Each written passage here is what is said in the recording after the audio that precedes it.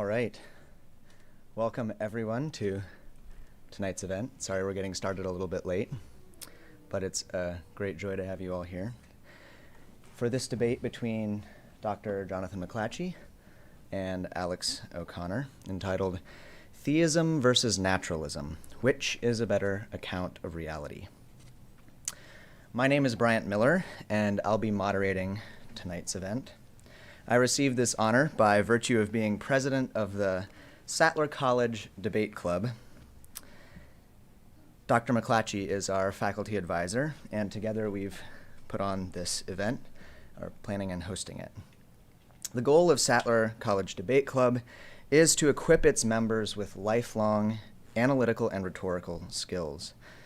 But more importantly, we also seek to hone our ability to discern truth from falsehood and defend the most important truths of all.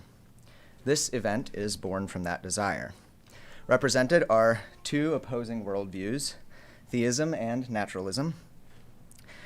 The debaters chose the topic together and opted not to narrow it beyond the rather broad question, which provides a better account of reality? There are obviously myriad avenues that this debate could take, but I'm sure that given their skill, no matter where it goes, it will be a stimulating and interesting discussion. It is our hope that this debate will spark conversations and wrestlings for all present, whether in person or online. Welcome to those of you who are joining us online. And that it will inspire each of you to think more deeply about your own worldview, whether you identify more closely with either one of our speakers. But we also hope that it will serve to strengthen the dialogue and mutual respect between atheists and Christians, that it will be a bridge-building rather than a bridge-burning event. And I trust that, given the friendship between Dr. Mcclatchy and Alex O'Connor, that it will be just that. But I've talked long enough. You didn't come to hear me, so I'll turn it over to the debaters after a brief word on the format for tonight's event. First, we'll have opening statements, and they'll each have 20 minutes to both introduce themselves and explain their positions. And then there will be 12 minutes for first rebuttals, again for each speaker. The second rebuttals will be 6 minutes each, followed by a cross-examination where each debater will have 10 minutes to ask the other questions. And then we'll have roughly 20 minutes of question and answer time. So for those of you online, we will be fielding questions as well from the YouTube chat. And for those of you in person, also be thinking about questions as the debate progresses, and we'll have a time for you to ask those. And then wrapping up with a closing statement of 5 minutes from each speaker. So Dr. Mcclatchy will be speaking first, so I'll invite you to the podium, and let's welcome him with a round of applause.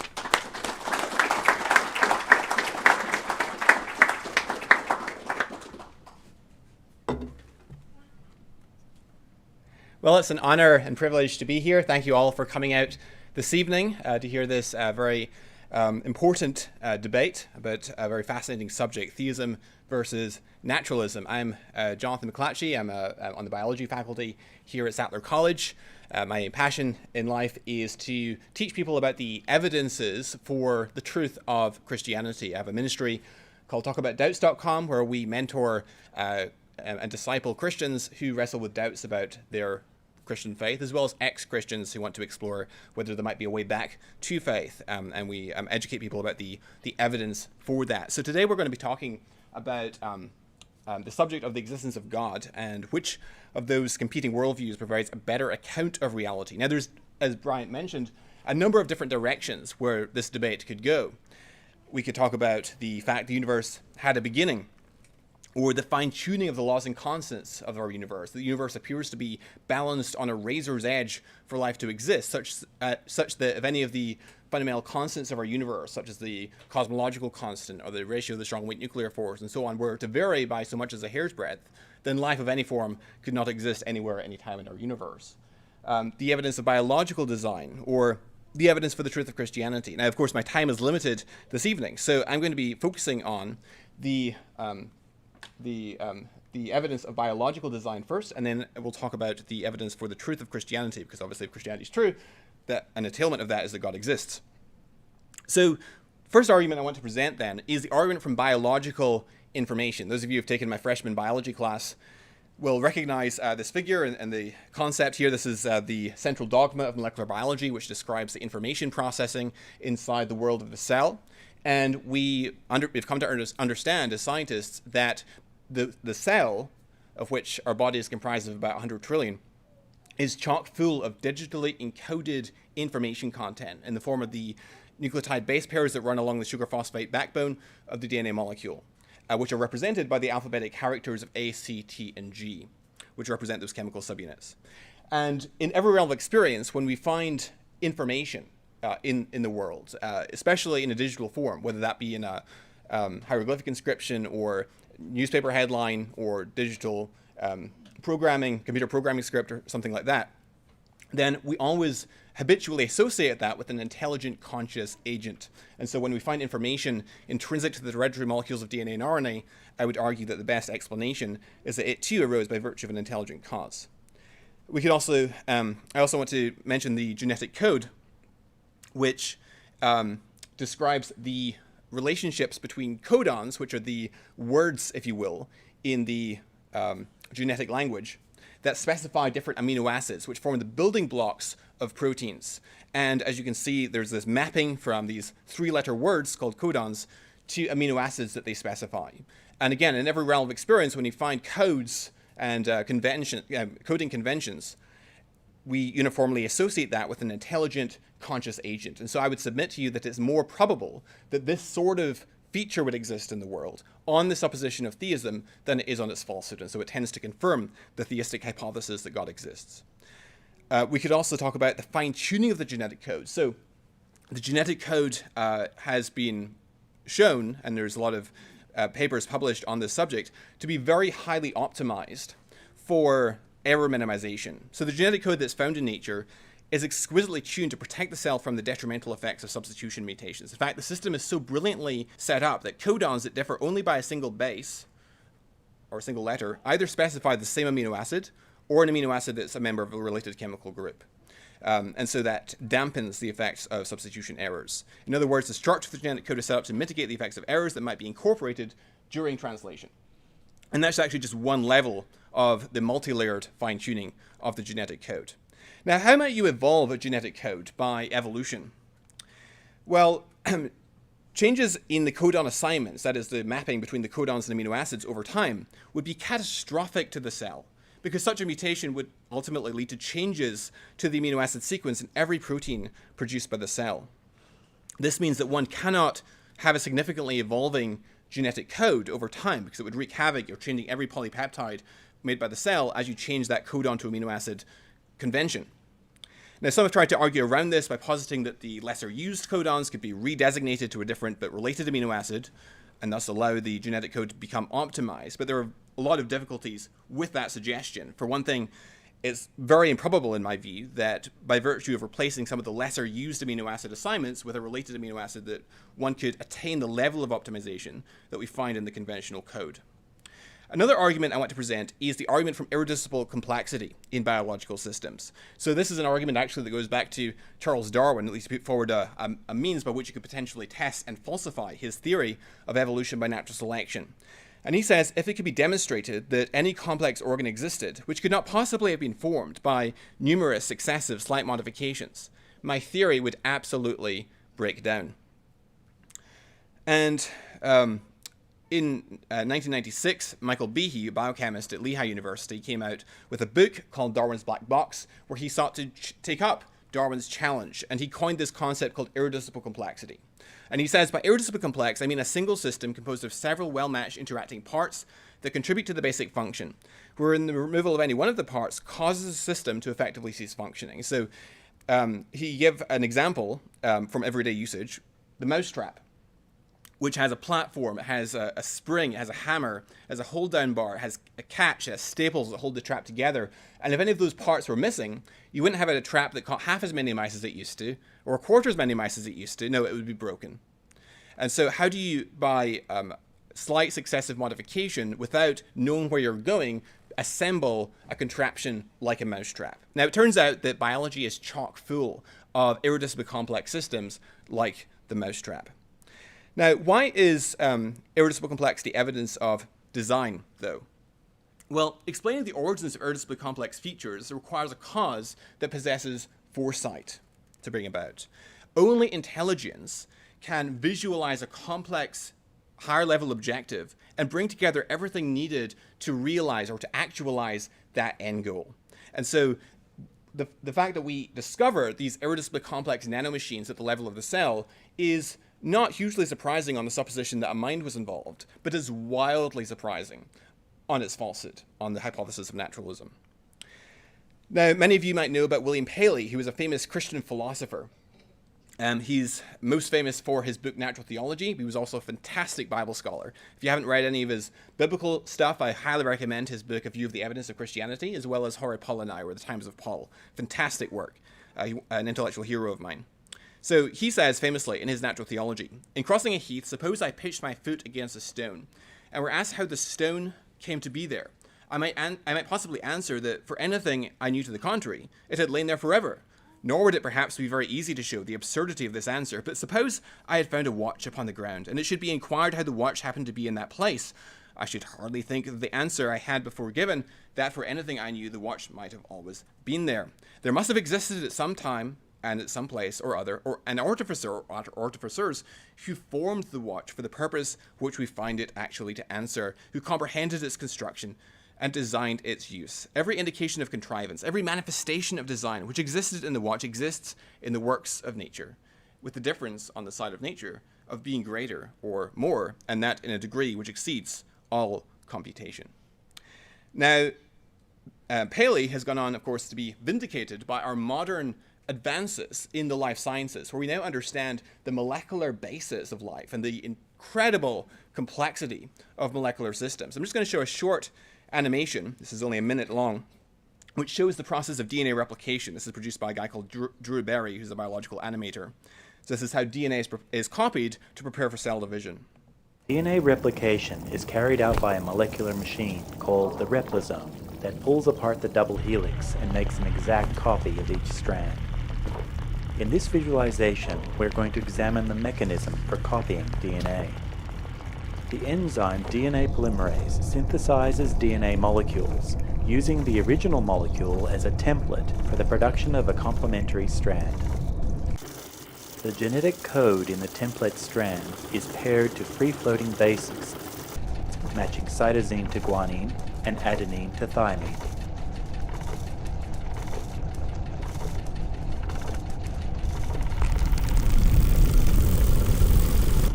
DNA polymerase creates an exact copy of your DNA code, making less than one mistake in a billion bases.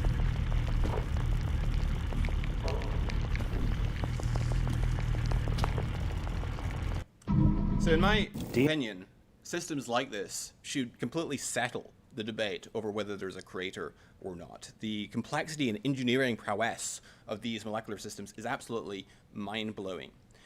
Now, so let me just break this down a little bit further. So this is how DNA replicates. So you have the double strands of DNA, and you've got the chemical subunits A pairs with T and C pairs with G. And DNA is replicated in a semi-conservative manner. So you've got the two strands separate, and each of the parent strands serves as a template for the synthesis of a new complementary strand. And so the purpose is for the cell to split into two daughter cells. Each cell needs a copy of the genetic material, the DNA. Now here's a diagram that shows the complexity and the different proteins involved in replicating DNA. So you have to have, for example, the initiation proteins that perform the initial unwinding of the DNA double helix. You have to have the helicase that breaks the hydrogen bonds that hold the double strands together to separate the DNA. You have to have the single-stranded binding proteins to prevent the DNA from reannealing during copying. You have to have the polymerase that actually performs the copying, which is built in with an error-correcting mechanism, so it actually does a proofreading function. You have to have primers, because the DNA polymerase isn't able to start synthesizing DNA on its own without a free, what's called a 3' hydroxyl group. And so it requires an RNA short segment to be synthesized by an enzyme called primase in order for DNA polymerase to continue. You have to have topoisomerases to alleviate supercoiling that's induced because of the torsional stress on the double helix, like a telephone cord, an old telephone cord. You have to have a sliding clamp that clamps the DNA polymerase on to the strand of DNA. You have to have a clamp loader that loads the sliding clamp on. You have the lagging strand, one of the strands of DNA, has to actually be synthesized backwards because the strands of DNA are anti-parallel to each other, going opposite directions. So what's called the lagging strand is looped around and synthesized discontinuously in short fragments. So there's basically multiple RNA primers that are synthesized and short fragments of DNA called Okazaki fragments that have to be glued together by an enzyme called ligase, and then the primers get removed by excision enzymes and replaced by DNA and so forth. And so if any of those parts were missing, you wouldn't have DNA replication that worked half as efficiently as it used to, or a quarter as efficiently as it used to, but it would be broken. So what would happen if you knocked out the following components? So without the DNA polymerase, no replication could take place at all. So you'd get the RNA primers laid down at the origin of replication, but no further replication. So DNA ligase links the DNA fragments that are produced on the lagging strand. In the absence of ligase, the newly replicated DNA strands remain as fragments. Without the sliding clamp, the DNA polymerase will frequently fall off the DNA template. It will be too inefficient for replication. In the absence of RNA excision enzymes, the RNA fragments will remain covalently attached to the newly replicated DNA fragments. Without the DNA helicase, the DNA polymerase will stall because it cannot separate the strands of the template DNA ahead of it, and so little or no new DNA will be synthesized. In the absence of primase, RNA primers cannot begin on either the leading or the lagging strand, so DNA replication can't begin. Without the single-stranded binding proteins, the DNA strands would reanneal before they could be copied. And without the topoisomerase enzymes, the DNA would supercoil and eventually break. So as I said, without any of those components, you don't have DNA replication that works half as efficiently as it used to, or quarter as efficiently, but it's broken. And I cherry-picked this particular example because, unlike some other examples of irreducible complexity, which are also valid arguments, like the material flagellum, for example, this one cannot really be reduced, because having self-replication is a prerequisite for differential survival. And differential survival, some organisms surviving better than others, is a prerequisite for natural selection. So you can't invoke natural selection to explain the existence of self-replication without assuming the existence of the very thing you're trying to explain.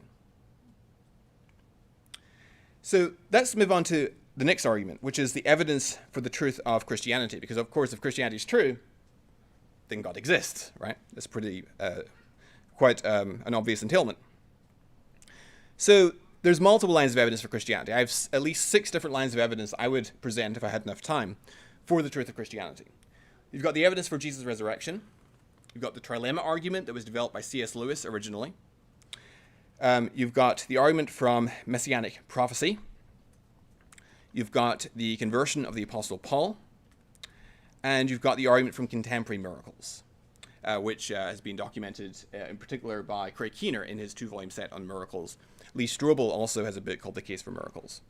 And then you've also got the survival of the nation of Israel against all odds, even in spite of the Assyrian invasion under Sennacherib of Assyria, the Babylonian exile, the Persian conquest, Haman, the Maccabees against Antiochus Epiphanes, the Seleucid tyrant against the Roman siege in the 60s AD, culminating in the sacking of Jerusalem in AD 70, and the dispersal of the Jewish people, and then, of course, the Nazi Holocaust. In spite of all those trials, the nation of Israel, or the people of Israel, have retained their national identity, which is highly expected if Christianity is true, somewhat surprising on its falsehood. Now, let's consider just one of these evidences in detail, the evidence for Jesus' resurrection, or at least in some detail. So this is the way the argument would be structured. So there's overwhelming evidence that the Gospels and Acts are written by individuals who are close up to the facts, well-informed, and habitually scrupulous. That being the case, this provides evidence that confirms that the claims in the Gospels concerning the resurrection reflect what the eyewitnesses, or the purported eyewitnesses of Jesus' resurrection, were claiming. So how do we explain any testimonial claim? Well, for any testimonial claim, whether we're talking about a sexual assault allegation or witness to a miracle or whatever it happens to be, there are 3 and only 3 broad categories of explanation that could perhaps explain why they made the claim. One is that the claimant lied. One is that the claimant was honestly mistaken. One is that the claimant was correct. And to the extent that we can reduce the plausibility of those 2 first explanations, we can redistribute the probabilities and increase significantly the probability of this last option, that the claimant was in fact correct. So if you imagine a sexual assault allegation and the claimant gives a very detailed elaboration of what happened, of the incident, and it's a sort of description that couldn't plausibly have been subject to being honestly mistaken. And perhaps the claimant came forward at great expense to themselves or against their own self-interest. Well, that would reduce the plausibility of those two contending explanations and increase the plausibility of the third explanation. Now, let's come to the resurrection itself. So I would argue that the circumstances of the Christian claims of Jesus' resurrection makes it enormously improbable that they were lying, that they were setting out to deceive people. For one thing, the apostles were willing to voluntarily undergo labors and dangers and hardships and persecutions and sufferings on account of, in some cases martyrdom, on account of their Christian testimony. And that is, liars make poor martyrs. It's very surprising, on the hypothesis that they're making stuff up deliberately, setting out to deceive people, that they would be willing to endure such persecutions and hardships and dangers against their own self-interest. You could also bring to bear other arguments which also contribute to lowering the probability of that hypothesis, such as the fact that they use women witnesses, for example, as the chief discoverers of the empty tomb, fulfilling the criterion of embarrassment, which is somewhat surprising if they're making stuff up because of the low status of women in the patriarchal society that was ancient Palestine, with the testimony of a woman being worth only a fraction of that of a male witness. Why use women across all four Gospels if, in fact, they were just making stuff up or felt at liberty and were not constrained by what actually happened in historical reportage? Secondly, the content of the Christian claims of Jesus' resurrection makes it enormously improbable that they were honestly mistaken. They involve not just individual sightings, but group sightings, group conversations with Jesus, long discourses with Jesus, physical contact with Jesus, eating broiled fish with Jesus, eating breakfast with Jesus on the shore of the Sea of Galilee. According to Acts 1, it was extended across a 40-day time period, so not just a brief and confusing episode. And so that makes it enormously improbable that they were honestly mistaken. These are the sorts of testimonial claims about which it's very difficult to be honestly mistaken. And so therefore, I contend that the evidence favors the hypothesis that Jesus, in fact, rose from the dead. And so with that, I rest my case. I think that, just to summarize, we have the evidence from biology that points to a designer, creator of biological life, living organisms, and that observation, that discovery, is far more probable, I submit to you, on the hypothesis that that we live in a theistic universe than it is on naturalism. And then we've looked at the resurrection claim, and I submit to you that the evidence for the resurrection, though we've only been able to scratch the surface of the surface, is very compelling evidence for the truth of Christianity, which contributes to a broader cumulative case for Christianity in particular. And since Christianity is true, that in turn entails the existence of God. Thank you for your attention.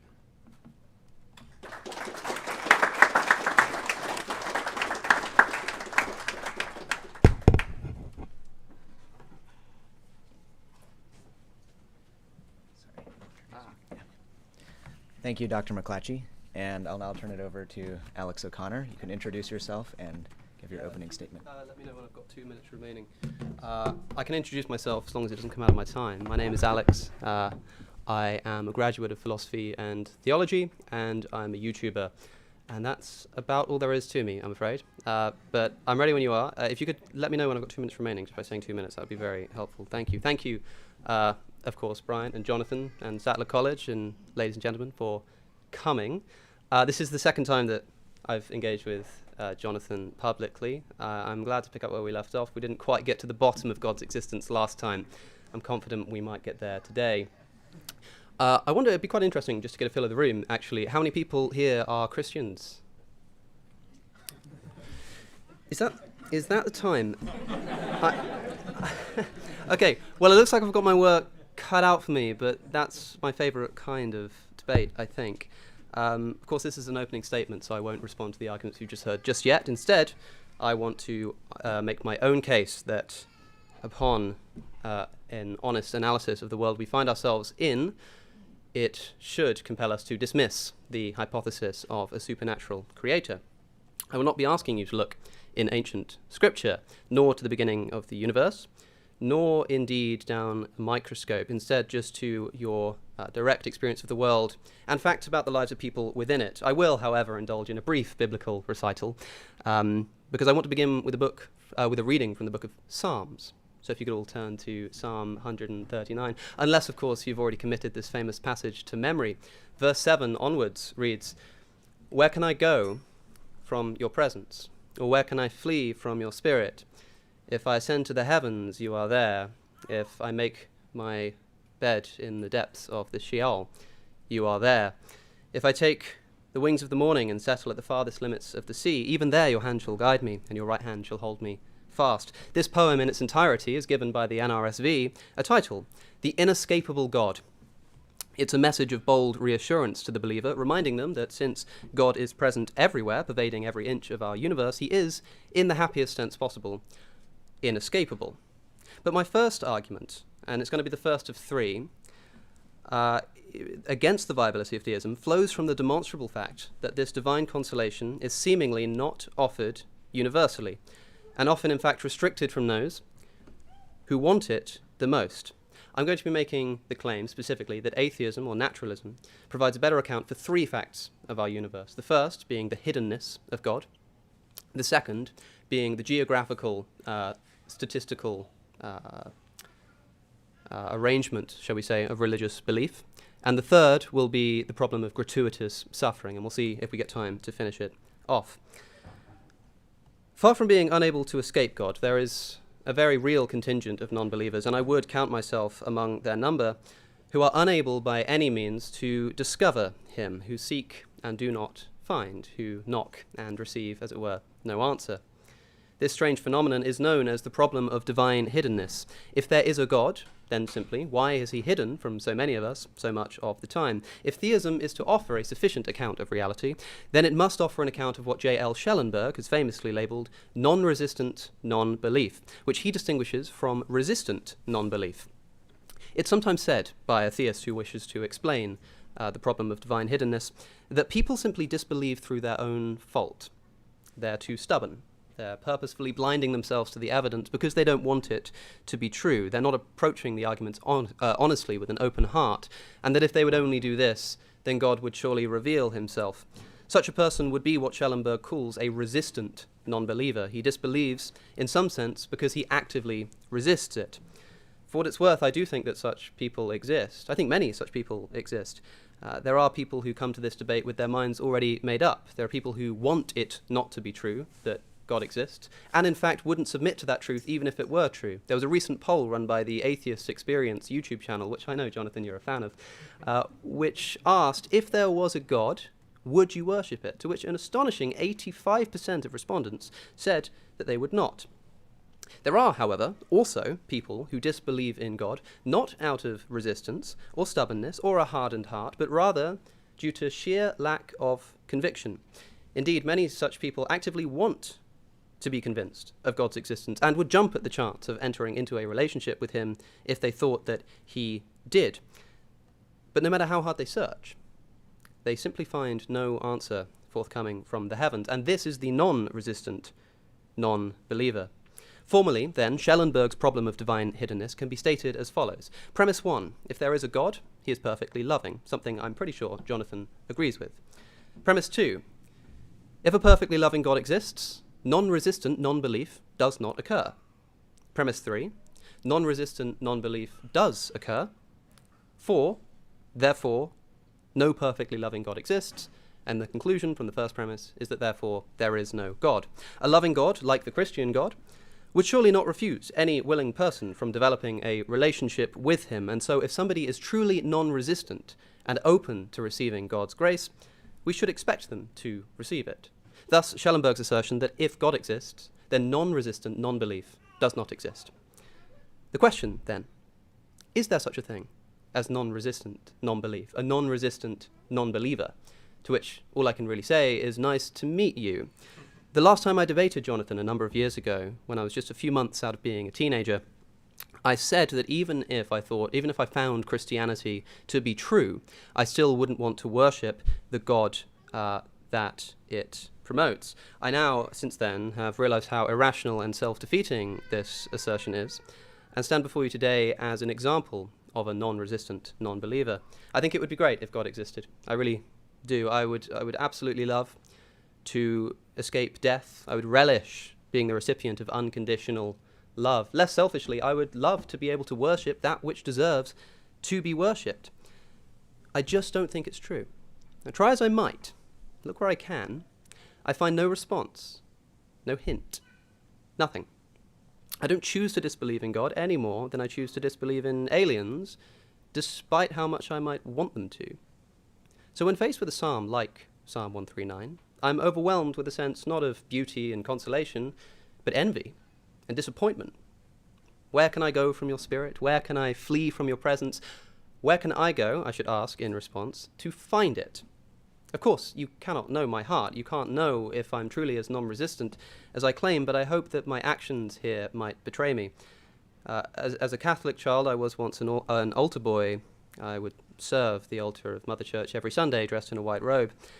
In the time since then, I have, to put it mildly, been looking for God. I went to Catholic schools. I studied philosophy and theology at A-levels. I made a career out of engaging with religious arguments. I have explored arguments from contingency, from fine-tuning, from motion, from mathematics, from irreducible complexity and the alleged resurrection of Jesus of Nazareth. It may surprise my followers online to learn that at university I visited numerous churches on the invitation of various friends. I spent hours talking with religious friends until the sun rose again, if you like.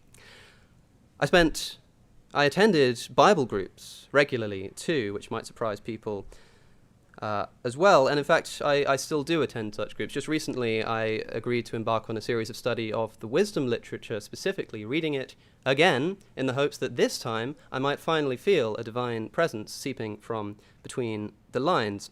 I moved into a house for a year with 2 devoutly Christian housemates, with the express intention of seeing if the obvious truth of Christianity and theism that people like to talk about can be found in the minutiae of daily life.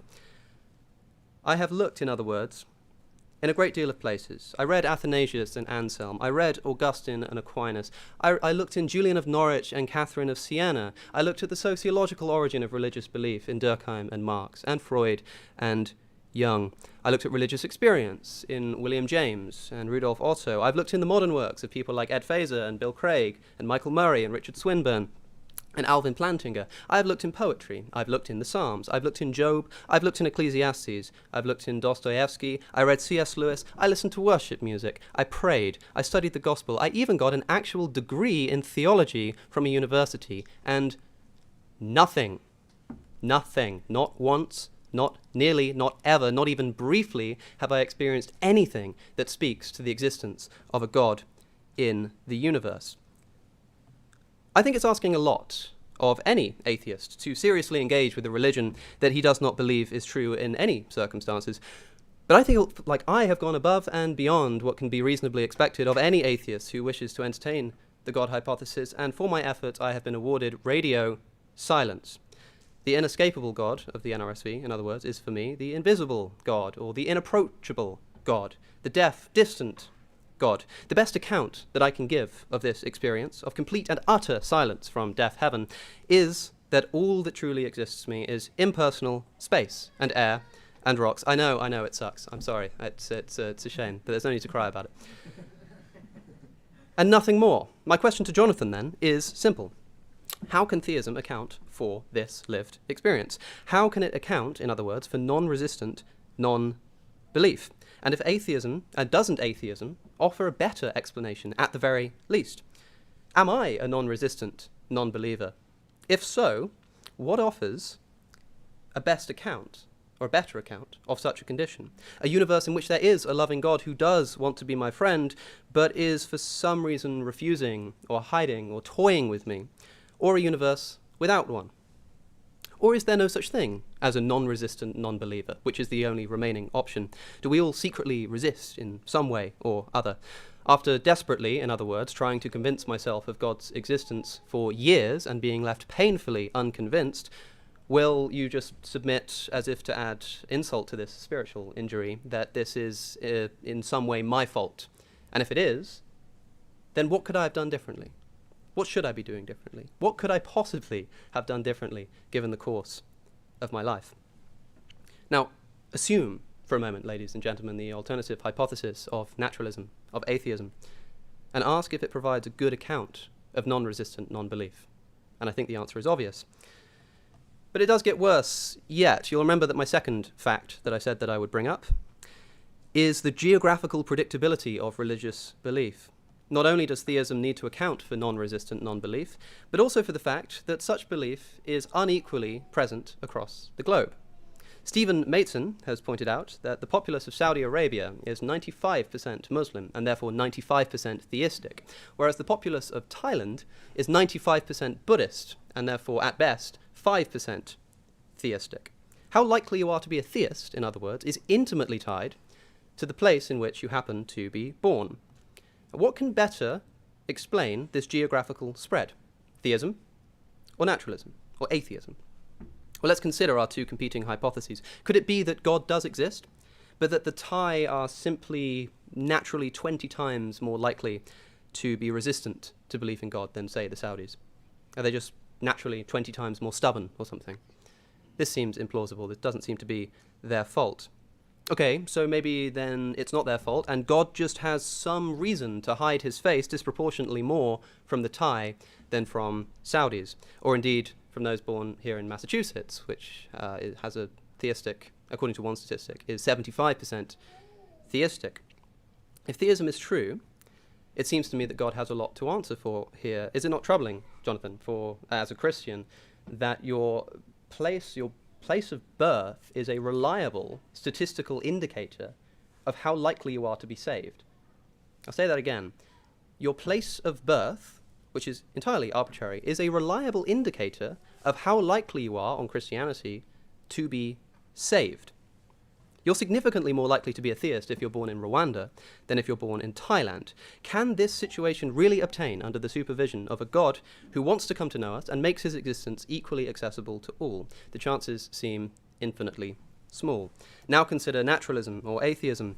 Religion varying by region is exactly what we would expect if it is a man-made cultural phenomenon, and nothing like what we should expect if there is, in fact, one true God who loves all equally. Again, I think atheism provides a much stronger account of this fact of our world. Finally, then, the third fact of our universe, which is gratuitous suffering. Gratuitous here means something like unjustified or unwarranted or meaningless. I do this because it's easy to see how some instances of suffering may be beneficial in certain circumstances or necessary to bring about some desirable state of affairs, some desirable end.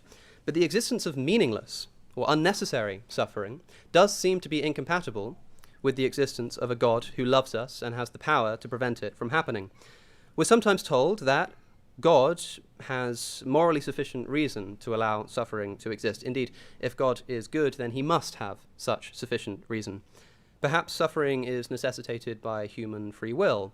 Perhaps suffering helps to develop a person's moral character, or maybe it's necessary to achieve some other end that God wishes to bring about. But intuitively, there appear to be instances of suffering that cannot serve any such end. And if even one example of these turns out to be an actual case of unnecessary or meaningless suffering, this would be enough to cause a problem. I want to propose something that might sound a little strange at first, which is that the biggest problem for theism here is not, famously, the great, intense sufferings of the world, like holocausts or earthquakes, but rather menial, less significant suffering, like being caught out in the rain, or stubbing your toe, or tripping over a curb on the street. Why? This seems a tad absurd, I'll grant you that, but consider this. When we experience a great suffering, like the death of a loved one, or a devastating earthquake, or indeed a holocaust, it's easy to imagine that this might somehow be part of a grand plan. The depth of our suffering may make us into better people. The people who die may be experiencing a much happier state of affairs in the afterlife now. Perhaps by allowing the Jewish Holocaust to take place, God makes it such that we are far less likely to allow even worse projects of genocide to occur in the future. But what could possibly be served? What possible end could be served? What possible meaning could there be in subbing your toe, or tripping over a curb, or having a pigeon use your new suit as a restroom? Such instances are not significant. They're usually forgotten within a day or two, and therefore do not and cannot develop the soul. Nor do they seem plausibly part of some grand design or plan. They seem, that is to say, meaningless and unnecessary. More meaninglessness than instances of, let's say, great or intense suffering, much more meaningless than these. And truly meaningless, unnecessary suffering is certainly more expected in a world without benevolent supervision than in a theistic paradigm. A successful theodicy, in other words, then, needs to provide not only an account of the great and intense sufferings of the world, but also the menial sufferings which pervade the human experience. Now, I'm actually quite surprised that I've made it this far without mentioning animals yet. It's quite unlike me, but that's a final consideration that does deserve our attention. Whatever theodicy might explain human suffering, the existence of animal suffering seems infinitely more difficult to explain. Animals are not free in the way that we are, and so are immune to the free will defense. They cannot morally develop in the way that we can, and so are immune to soul-making theodicies. They are, on most accounts, not going to heaven, and so they will not be compensated for their suffering. Yet their suffering is immeasurably large. Somewhere, right now, billions of animals are suffering in the wild, from predation, from disease, from hunger, from fear. Imagine a deer with its leg caught under a fallen tree, dying of starved confusion. It doesn't know why it's there. It feels hungry, it's starving to death, and it's trapped under a tree, and it has no idea why. What could possibly be the purpose or meaning of this? I'll remind you that this is exactly the kind of thing that we should expect to see if the natural world is an amoral arena of accidentally existing organisms fighting with each other to stay alive. But can we really expect this on theism? Should we expect this on theism? What offers a better account? Keep in mind that, in other words, I'm not arguing that theism can offer no account of these kinds of situations and sufferings, though I am skeptical that it can. I'm only arguing that assuming that theism is false offers a better account of it than assuming that theism is true. Assume atheism. Assume that human beings and other animals are nothing more than evolved creatures who developed pain receptors to make them more prone to avoiding the menial and great sufferings that upset our survival prospects. On this account, the existence of all suffering, small and great, is not only explained, but expected. Thus, atheism offers a better account, in my view, than theism of three crucial and unavoidable facts: divine hiddenness, geographical religious statistics, and the existence of gratuitous human and non-human suffering. And I am truly excited to hear how Jonathan might account for these on theism in defending it as a more plausible account of our reality. Thank you.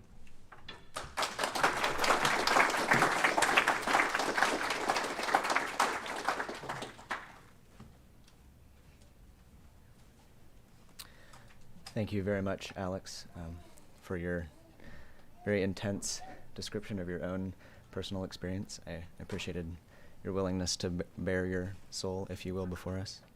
I'll now turn it over to Dr. Mcclatchy again for his first rebuttal. You'll have 12 minutes.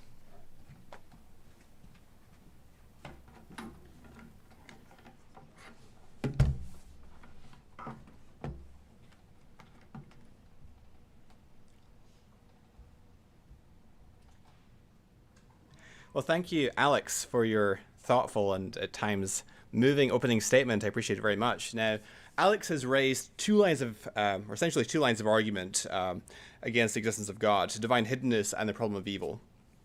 So I'll begin my rebuttal first with a discussion of divine hiddenness. So my view on divine hiddenness is that I trust the goodness of God. I think that there's very powerful evidence to think Christianity is true, and so I trust God's goodness as revealed in Scripture, and God, presumably in his omniscience, knows what every person would have done had they had more evidence, i.e. whether they would have chosen to enter into a relationship with God or to reject him. We know from plenty of biblical examples that not everyone who is presented with sufficient evidence for God, whether by miracles, predictive prophecies, direct manifestations, etc., submit to him. If God knows that a given individual is not going to enter into a good, lasting relationship with him, then why would God ensure the person believes? Furthermore, Scripture also indicates that people are judged in accordance with the amount of light that they have rejected. Even many contemporary public atheists have essentially said that no amount of evidence could change their mind. For example, Richard Dawkins was asked in conversation with Peter Boghossian what it would take for him to believe in God, and Dawkins said that not even the second coming would be enough evidence. When Boghossian asked him whether any amount of evidence could change his mind, he replied, "Well, I'm starting to think nothing would," which in a way goes against the grain, because I've always paid lip service to the view that a scientist should change his mind when evidence is forthcoming. It could therefore be seen as an act of mercy for God to withhold from them more evidence if they were going to reject it anyway, and thereby bring upon themselves greater judgment. This adds yet further plausible motivation for God not to ensure that everyone had greater access to evidence for his existence, which would thereby render them more culpable. This point has been independently made by Travis Dumsday in a paper in the Journal of Religious Studies. This last point may be challenged by the skeptic by pointing to the existence of non-resistant non-believers, as Alex, of course, did. Now, he mentioned John Schillenberg, who's the champion advocate of this argument from non-resistant non-believers. And he says, and I'm quoting, "If there exists a God who is always open to a personal relationship with any finite person, then no finite person is ever non-resistantly in a state of non-belief in relation to the proposition that God exists." End quote. But I would question whether there is such a thing as long-term non-resistant non-belief. So my own view is that the evidence for Christianity is such that anyone who is fully informed and takes it upon himself to impartially examine the evidence with a heart open toward accepting God as Lord will, in the long run, come to find Christianity to be true and well supported. In any case, human psychology, particularly at the subconscious level, is so complex that I doubt it's demonstrable that any non-believer is completely non-resistant throughout the course of their lives. A related objection is that it's possible for the evidence for Christianity to have been stronger than it in fact is. Surely, if God existed, he would have given us the strongest possible evidence. But I don't think that we need to expect something that goes beyond perfectly adequate evidence for the serious inquirer. Many atheists are under the mistaken impression that God wants people to believe in him, no matter what they are going to do, go on and do with that knowledge. It's never contended anywhere in Scripture that it's a commendable thing to believe in God yet reject a relationship with him. In the Old Testament, the Jews had no doubt that God existed. They had even seen many miracles performed before their very eyes, and yet they went off time and again into idolatry. Even those who saw Jesus' miracles before their very eyes didn't believe in him. Such as in John 12:37, for instance. And they wanted to put him to death. For example, see the reaction of many after Jesus raised Lazarus from the dead. Now, the 18th century lawyer and Christian thinker, Joseph Butler, another hero of mine, in his Analogy of Religion, put forward the idea that our time on earth is a period of probation. For some people in particular, the form that probation may take is a form of testing whether they are willing to engage in the intellectual inquiry that is necessary to give themselves a fair examination of the evidence. An objection I sometimes encounter is that if God existed, then there should be not be any reasonable arguments against his existence at all. But this complaint, it seems to me, boils down essentially to the dubious claim that if Christianity is true, there cannot be any puzzles that require mental effort to work out or to decipher. Another point to bear in mind is that many people are not even presented with these as puzzles that seriously compromise the evidence that they already have. For some people, working through the problem of evil is part of their probation here in this life. And if they are diligent, they will work through that problem. Even if they cannot find adequate and satisfying answers to why there exists so much suffering in the world, they can learn to trust in the goodness of God and find in the problem of evil insufficient ground to overturn the avalanche of positive confirmatory evidence for biblical theism.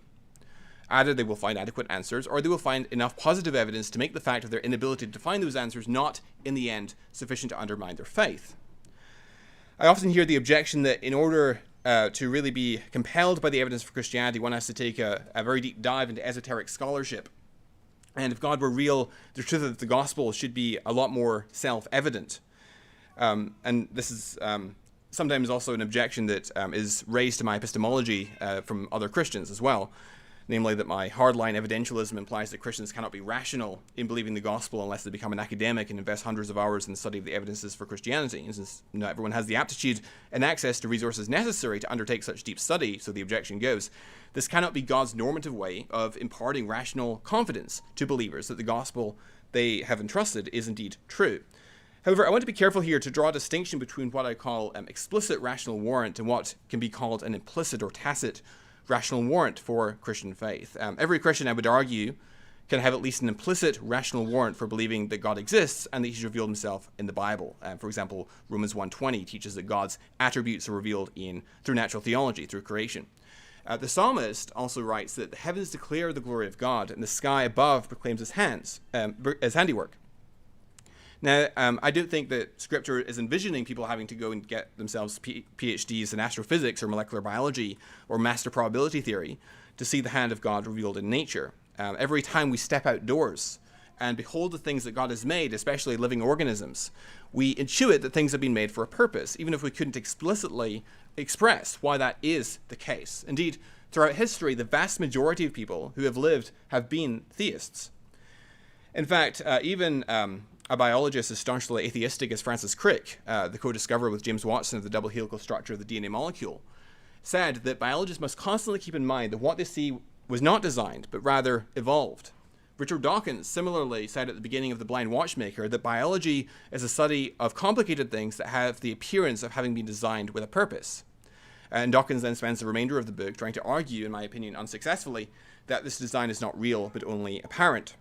So where am I going with all this? So I would argue that discovering evidence for God is not actually that hard. Rather, it's been made artificially hard by bad scholarship and poor standards that insist that the simplest answer cannot actually be the correct answer. And this is true, I think, in both science and biblical scholarship. A lot of ink has been spilled that's been spilled on these issues. Is ink spent answering really bad arguments that should never have gotten traction to begin with. But because they provide an excuse for unbelief, they have become widely accepted and highly esteemed, even among academics who should know better. Now, of course, I grant that Christianity is not immediately obvious in the same sense that theism is. However, since the manifest evidence of design in nature renders it non-obvious that there is nothing to the Christian claim, given the stakes involved, it is, I would argue, incumbent on one to investigate the claims of the gospel for themselves, almost to the same extent that it would be if one were very nearly persuaded of its truth. And I'm convinced that the one who seeks to be fully informed and tries his best to engage objectively and rationally with the evidence will, in the long run, come to find Christianity to be true and well supported. Now, in regards to the problem of evil, I would grant that the problem of evil contributes some evidence for atheism over theism. But I think it's easy to overestimate how potent the evidence for atheism is from the problem of evil. For example, instances of evil in the world are not epistemically independent of each other. They're epistemically dependent. So, for instance, if we suppose that God has a morally sufficient justification for permitting one instance of suffering in the world, however unexpected, it's quite reasonable to suppose that he has a similar morally sufficient justification for permitting a second instance of evil, or a third, and so forth. And so the evidential value of each successive instance of evil in the world actually depreciates. It's a problem of diminishing returns when multiplying examples. You can't just keep multiplying examples indefinitely and expect the case to continue to grow in strength. By contrast, though, with the case for theism, and indeed Christianity more particularly, we don't just have lots of examples of the same thing. We have extensive evidence spanning multiple disciplines, multiple kinds of evidence, which all point convergently in the direction of theism, and indeed Christianity in particular.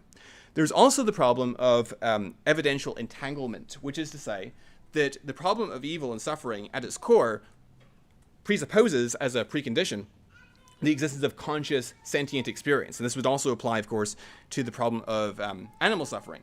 Animal suffering is a problem, I think, both for the theistic view as well as for the naturalistic view, because there's nothing in naturalism that predicts conscious sentient experience, which is a precondition of suffering. Consciousness, as Richard Swinburne has shown, is much more probable, much more likely on the supposition of theism than on the supposition of naturalism. And therefore, evil and suffering is highly unexpected, highly surprising, whether you're a theist or whether you're an atheist. Furthermore, the problem of evil has finite evidential value, as I think Alex would agree. So if a certain evidential threshold confirmation of theism is successfully satisfied, that provides an indirect basis for supposing that God has some morally sufficient justification for the instances of apparently gratuitous suffering in the world, even if that explanation presently eludes us. As for menial suffering that Alex alluded to, I would argue that a universe that behaves in a regular and predictable and intelligible way is good, especially in the context of eternity. Intuitively, it's I would argue intrinsically good, and it's good to accentuate the moral arena in which we find ourselves from God's perspective. And the enterprise of science is good, which supposes a regular, predictable, intelligible pattern to the world. And so it's therefore unclear that there exist possible universes which unfold so elegantly in accordance with scientifically intelligible laws, which do not also result in occasional harm to creatures born into it. Let's see. I am almost out of time, so I will close there, and I'll pick up there in this next rebuttal. Thank you for your attention.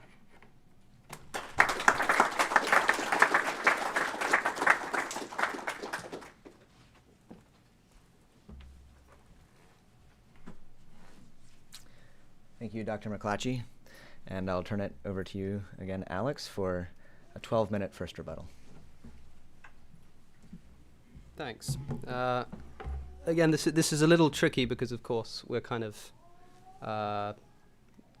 there's kind of a statement, then another statement, then a response to the first statement. I want to take a minute to just respond a little bit maybe to what was in Jonathan's opening.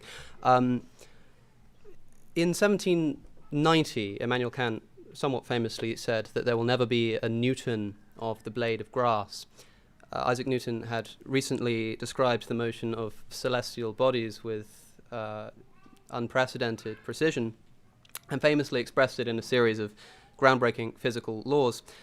Yet biological matter, like a blade of grass, or indeed a human being, was for Kant something that would be immune to future scientific explanation. Biological matter is infinitely more complex and more random and more infinite than any modern Newton could even wish to explain. Of course, less than a century later, Charles Darwin came along and appeared and moved our understanding along quite considerably. Of course, he didn't even come close to answering every question of biology, but then Newton didn't come close to answering every question of physics. Still, our understanding developed. And what happened? Well, people immediately began to say, well, okay, look, maybe Darwin was something of a Newton of the origin of species, but we're still never going to get a Newton of the origin of life. In other words, the problem gets moved as our understanding increases. Now, granting for a moment Jonathan's claims about irreducible complexity of, say, DNA replication, we're simply left in a state of lack of understanding by positing that secular scientific investigation can, in principle, not adequately explain the existence and behavior of proteins in DNA replication. Jonathan's argument, it seems to me, seems to amount to something like saying that there will never be a Newton of DNA replication. Now, I'm not a biologist, as should be clear. I will not pretend to adequately understand the majesty of our internal bodily functions, but I do know that since the beginning of modern science, it's been a common story for theists to claim that although certain scientific observations once thought to be inexplicable without God can and have in fact now been explained, but not this one. This one's different. This one is special. This one requires God to explain it. We've heard this kind of claim before, and what consistently happens? Just as William Paley once said this about the complexity of living organisms, and was subsequently answered by natural selection, Jonathan is now saying that DNA replication, or saying the same of DNA replication, the only difference being that he hasn't been answered yet. Of course, Jonathan is himself doubtful of Darwinian natural selection, I believe not thinking that we share a common ancestor with all the rest of life. Is that true? Yes, which is, if I may say, I think, even more of an eccentric view among biologists than, say, the view that Jesus didn't existed or didn't die on the cross, or that the disciples lied, is among historians. Of course, those are very eccentric views, but I think that is more eccentric still. But even if he disagrees with this example I've just given, I hope that you will not. and that if you do as well, you can just think of another analogous scientific development to take its place. The history of irreducible complexity specifically is a bit of a patchy one.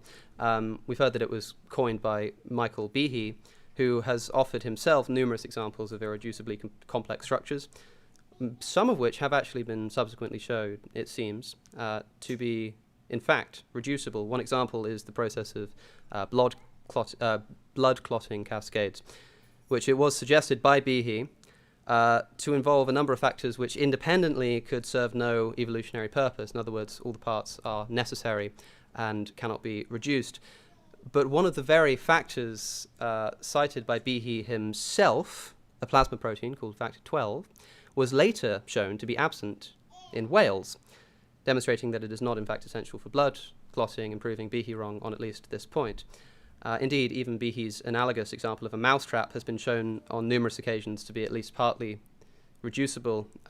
You can Google John McDonald's demonstration of how, in principle, a mousetrap might work with only 4 parts rather than 5, and then 3, and then 2, and he even offers a suggestion of how a spring alone might be adapted to work as a mousetrap. Not a very good one, of course, but a mousetrap nonetheless. Now, Jonathan's example, as he said, is different, because DNA replication is the very basis of biological replication itself. I hope you're not expecting me to provide a biological hypothesis for it right now, because I cannot. But I must say that I'm left rather unconvinced that now, finally, we found something that is actually immune to future secular scientific explanation, even if it is immune to explanation by natural selection, which I'm not even sure whether it is or not. Consider the progress that we've made in our scientific understanding since Immanuel Kant claimed that we would never understand fully biological life. Of course, we're not even close to there yet, as it were, but we're constantly and demonstrably moving in that direction. Consider, by contrast, the progress that has been made by theology, not just since the time of Kant, but since the time of Jesus Christ himself, in explaining any of the problems that I raised in my opening statement. If there are elements of our universe without a sufficient scientific explanation, history informs us that we've been in this situation before and many times managed to overcome it. But the same is not true of my case. Where there are elements of our universe without a sufficient theological explanation, like suffering or hiddenness, history causes us instead to expect complete stagnancy. We have no analogous stories to the presentation and disproving of examples of irreducible complexity, or the progress of Newton to Einstein or Paley to Darwin. We're still today exactly where we started, with as much of an account for suffering and hiddenness than was available to Plato and the ancients. Put it this way, right? Answer honestly. If you were to look into a time machine and you saw somebody watching the video of this very discussion in the future, in about 100 years' time, let's say, would you be surprised to see one of them watching Jonathan's statement saying, would you believe it? They hadn't solved the problem of DNA replication yet. Seems at least plausible. It's easy enough to imagine, right? But it would be surprising indeed, don't you think, if you were to look into that time machine and they said, those same people were to say something like, of my case, would you believe it? They hadn't solved the problem of evil yet, or the problem of divine hiddenness. It seems infinitely less plausible. Intuitively, it feels like far more likely that the naturalist will one day be able to explain and account for DNA replication than that the theist will ever be able to account for suffering or hiddenness. Indeed, it's usually expected that the theist will never be able to offer such an account.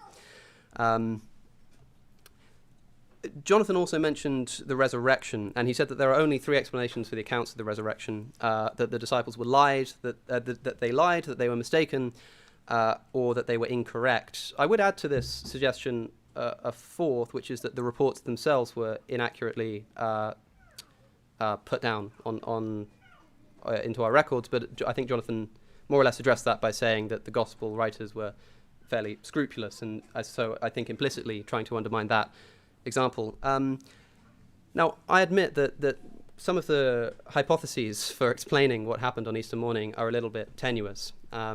There have been theories that have been suggested and generally rejected by certainly most biblical scholars. For example, the idea that Jesus didn't really die on the cross, or that his body was stolen. These kinds of things are usually disproved with fairly intuitive points. That is to say, it seems ridiculous to suggest that Jesus didn't die on the cross. The Romans did know how to kill people, after all, and there would have been various other reasons, which I won't go into now for the sake of time, but I'm sure you're familiar with such a response. But you have to understand the context in which this conversation is taking place. If we assume theism is true, if we assume the existence of a God, then it may be that of all the plausible explanations, of all the possible explanations, the best one is that he rose Jesus from the dead. But in a conversation seeking to establish the very truth of theism, we must start agnostic on that position and then ask, sure, it's highly implausible that Jesus didn't really die on the cross, or that his body was stolen, or that the disciples were lying, or that the disciples were mistaken, or that the disciples were simply incorrect. But doesn't it seem less plausible yet to suggest that a man rose from the dead? To the naturalist, you can understand why this would seem like quite a leap, unless you've already assumed theism, making the suggestion that this God might have risen Jesus from the dead more plausible than these other explanations. Thinking about the evidence for the resurrection is a complicated topic, but it seems strange to me, for example, that the earliest gospel that we have, the earliest account of Jesus' death, contains no resurrection appearances at all. I'll say that again. The earliest gospel contains no post-resurrection appearances of Jesus Christ. What we do end, what the end of Mark's gospel does say is that, there's essentially a prediction. That is, we're told by an angel that, or presumed angel, that Jesus has gone ahead to Galilee, and you should expect to find him there. And this is where the original manuscript of Mark's gospel ends. Matthew, the next earliest gospel, does contain two appearances, one to the women who visited the tomb on the way to tell the disciples, and then a vision in line with the prediction made in Mark. Now, of course, if this was being somehow forged or something, it seems quite strange, or at least plausible, that this addition could have been made using Mark as a source, which everyone agrees that Matthew does. Luke, later still, contains even more appearances, including like the road to Emmaus. And then John's gospel, even later still, provides more accounts of appearances, including doubting Thomas, and some other famous examples. I find it a little strange, then, that the further away we get from the origin of the source, the more appearances we see. The earliest gospel contains no resurrection appearances. The second earliest gospel does contain one group appearance, but it's exactly in line with what was predicted at the end of Mark. Anyway, this seems a little strange to me. Now, I won't suggest that I could confidently say that these gospels were forged, or that the writers were mistaken, or that somebody was lying, or that something got miscommunicated. All I'll say is that for the naturalist, these conclusions seem a lot more plausible than the idea that a man might have risen from the dead. I think that's all I've got time for, but hopefully we can speak about St. Paul in a later stage. Thank you.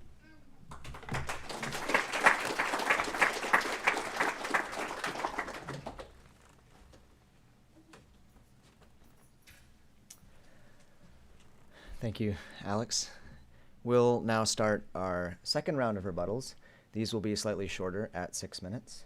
And just a reminder that following this, we'll have a time of cross-examination followed by an open time of Q&A. So be preparing your questions.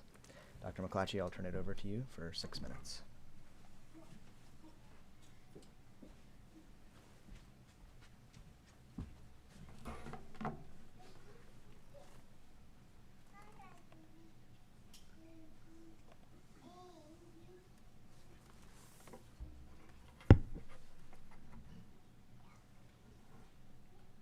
All right, well, thank you, Alex. So let's begin with the first point. So he says that my argument essentially amounts to a God of the gaps argument. We can't explain something like DNA replication, so we'll just plug in God, and as science progresses and advances, the argument has to shrink with each new development, and we are finding smaller and smaller gaps to plug God into. I disagree with this argument. I think that this is not a God of the gaps argument based on what we don't know about the cause and effect structure of the world. Rather, it's based on what we do know about the cause and effect structure of the world, namely that information-rich systems are habitually associated with conscious activity. In every other realm of experience, when we find information content, whether it's in the form of a hieroglyphic inscription or paragraphs in a book or computer programming script or whatever it happens to be, there's a habitual association between information content and intelligence. And so when we find information content in the DNA molecule, the discovery of that information content is rendered more likely on the supposition of theism than it would be on its falsehood. And so it tends to confirm the theistic hypothesis. It tends to confirm the design hypothesis. He says that science has had a track record of success in discovering natural explanations for natural phenomena and things that were, it's often said that we often find natural explanations for things that were once thought to be supernatural, but we don't have any examples of the contrary, where you have supernatural explanations explaining things that were once thought to be explained naturally. And I would want to challenge this argument by pointing out that there are modern discoveries in science which actually have increased the credibility of theism relative to what it was before. For example, in the 20th century, you have the Big Bang cosmology, which displaced the prior model, which was the steady state model, which maintained that the universe were essentially static and eternal. And that sits far more comfortably on a naturalistic scenario. In fact, the Big Bang in the 20th century was opposed by many for its profoundly theistic metaphysical implications. And yet the Big Bang enjoys strong scientific support and from multiple lines of evidence.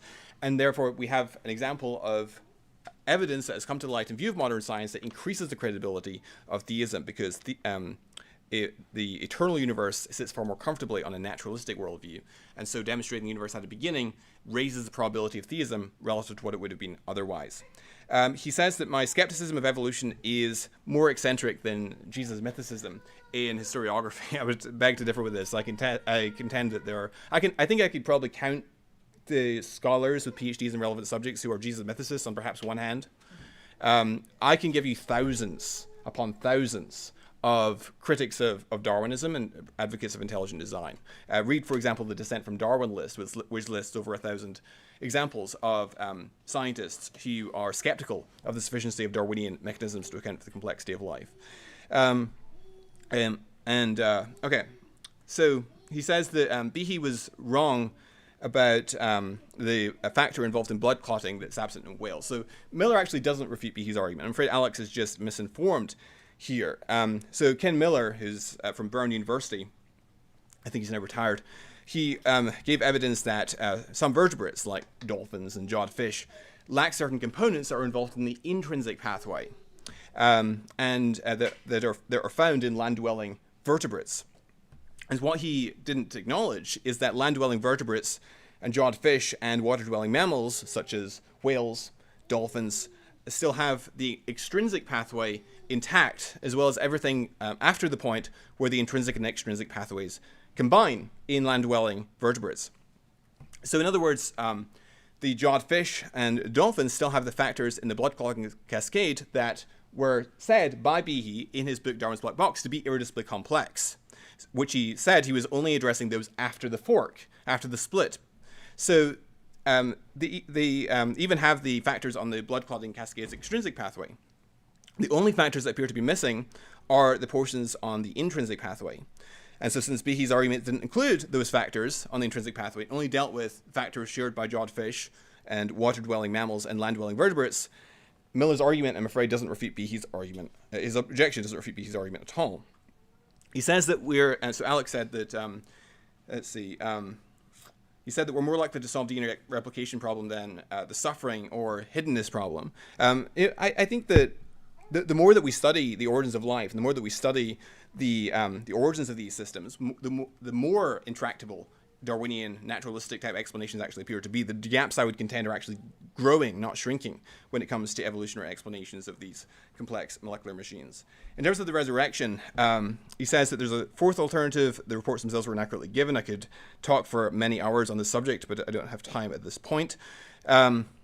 He says naturalistic explanations are always more probable than the hypothesis of a miracle. The miracle has a very low intrinsic probability, and we need to assume theism first. Okay, I'm going to challenge my opponent this evening to demonstrate the low intrinsic probability of the special miracles that we find in the New Testament. And what's the basis, what's the justification for assuming them to be rare? If we say that it's because they noticeably deviate from the normal course of nature, that's exactly what you would expect on the supposition that God has used miracles as authenticating signs in history. And so the fact that they are, in fact, noticeably deviating from the normal course of nature can't be used as a defeater of miracles. And there's a lot more to say there, but my time is up, so I'll conclude with that. Thank you.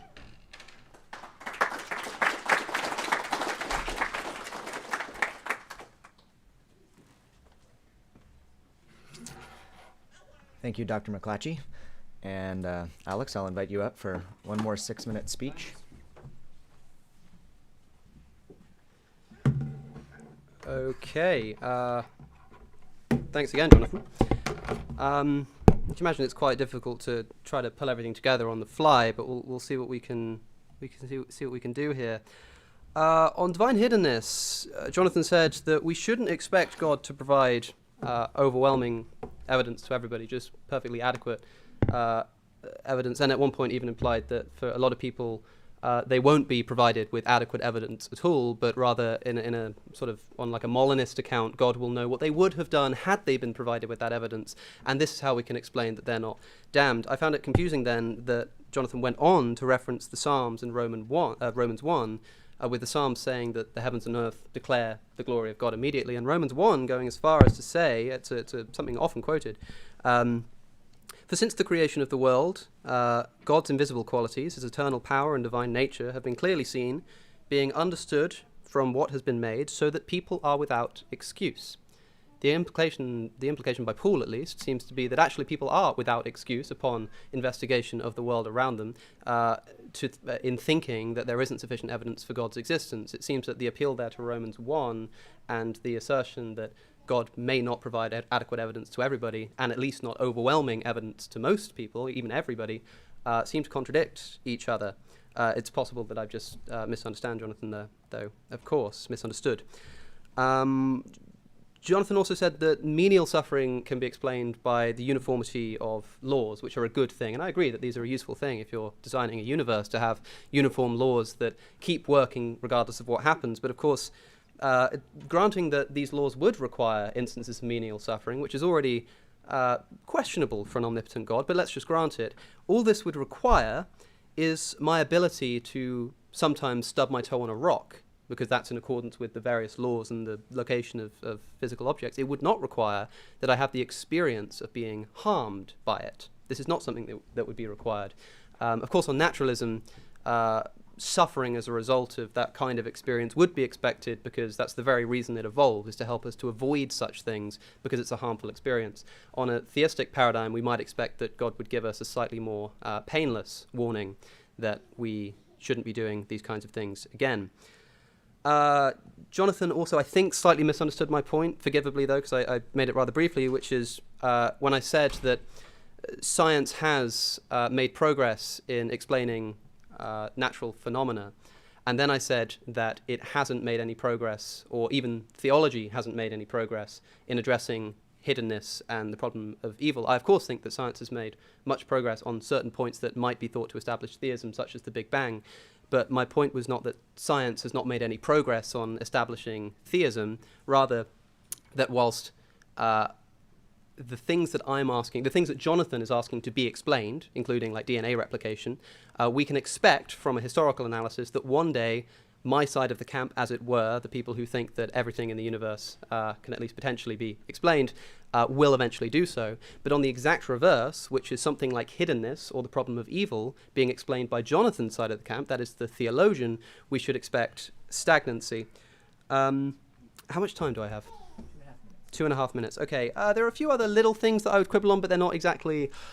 They're not really sufficient to totally undermine Jonathan's case. For instance, it's often said that the fact that women discovered the empty tomb is evidence in the favor of the resurrection, because of course, why would any forgery have women discovering the empty tomb when their testimony is not worth very much? Of course, in not all of the accounts, but most of the accounts, one of the first things that the women do after discovering the empty tomb is run and tell the men, who are then reported to go and check, because they don't believe the women, so they then go and check and confirm that actually, yes, the tomb is in fact empty. So I think that this maybe isn't as strong as it's been suggested. Jonathan said that people are judged on the light that they have rejected, rather than some kind of, let's say, objective standard. He quoted Richard Dawkins in saying that even the second coming of Jesus would not change his mind. I think this just can be added to, shall we say, a cumulative case as to why Richard Dawkins shouldn't be taken seriously as a philosopher or theologian. I thought it might be worth just saying what I think might change my mind, which, if I didn't make it clear, I don't think that if I am going to become a Christian, it's most likely going to be through some form of syllogism. I don't expect, in other words, I think it would be quite strange for God to choose to reveal himself at the bottom of a microscope, that I kind of try everything I can, and then I read one book somewhere and see one syllogism, or look in a microscope and see one biological structure that makes me go, aha, I see him. I think it would be something like a religious experience, and the problem of divine hiddenness is why such an experience seems to have been not granted to me yet. But yeah, thanks.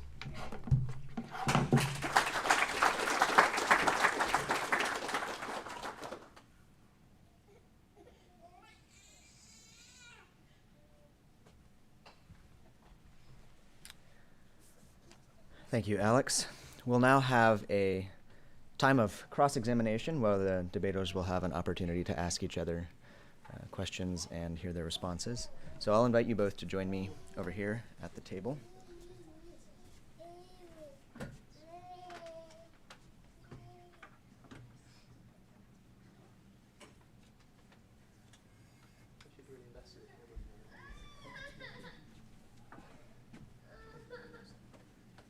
I've just got this laptop.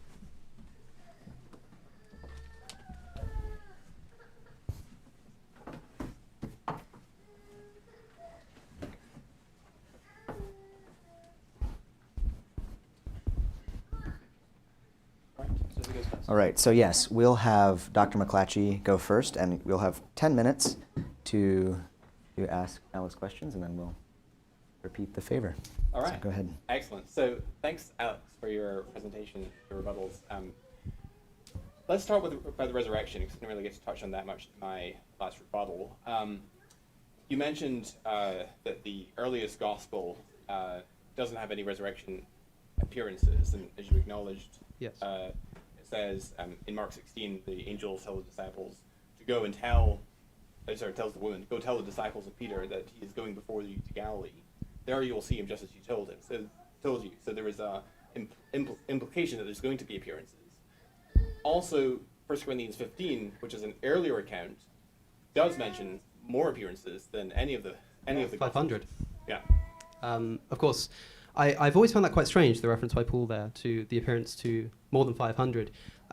This is, I believe, the only account of such an event happening. I wonder kind of who these 500 are, if they ever thought to write anything down, if there's any other account of 500 people having seen this kind of stuff.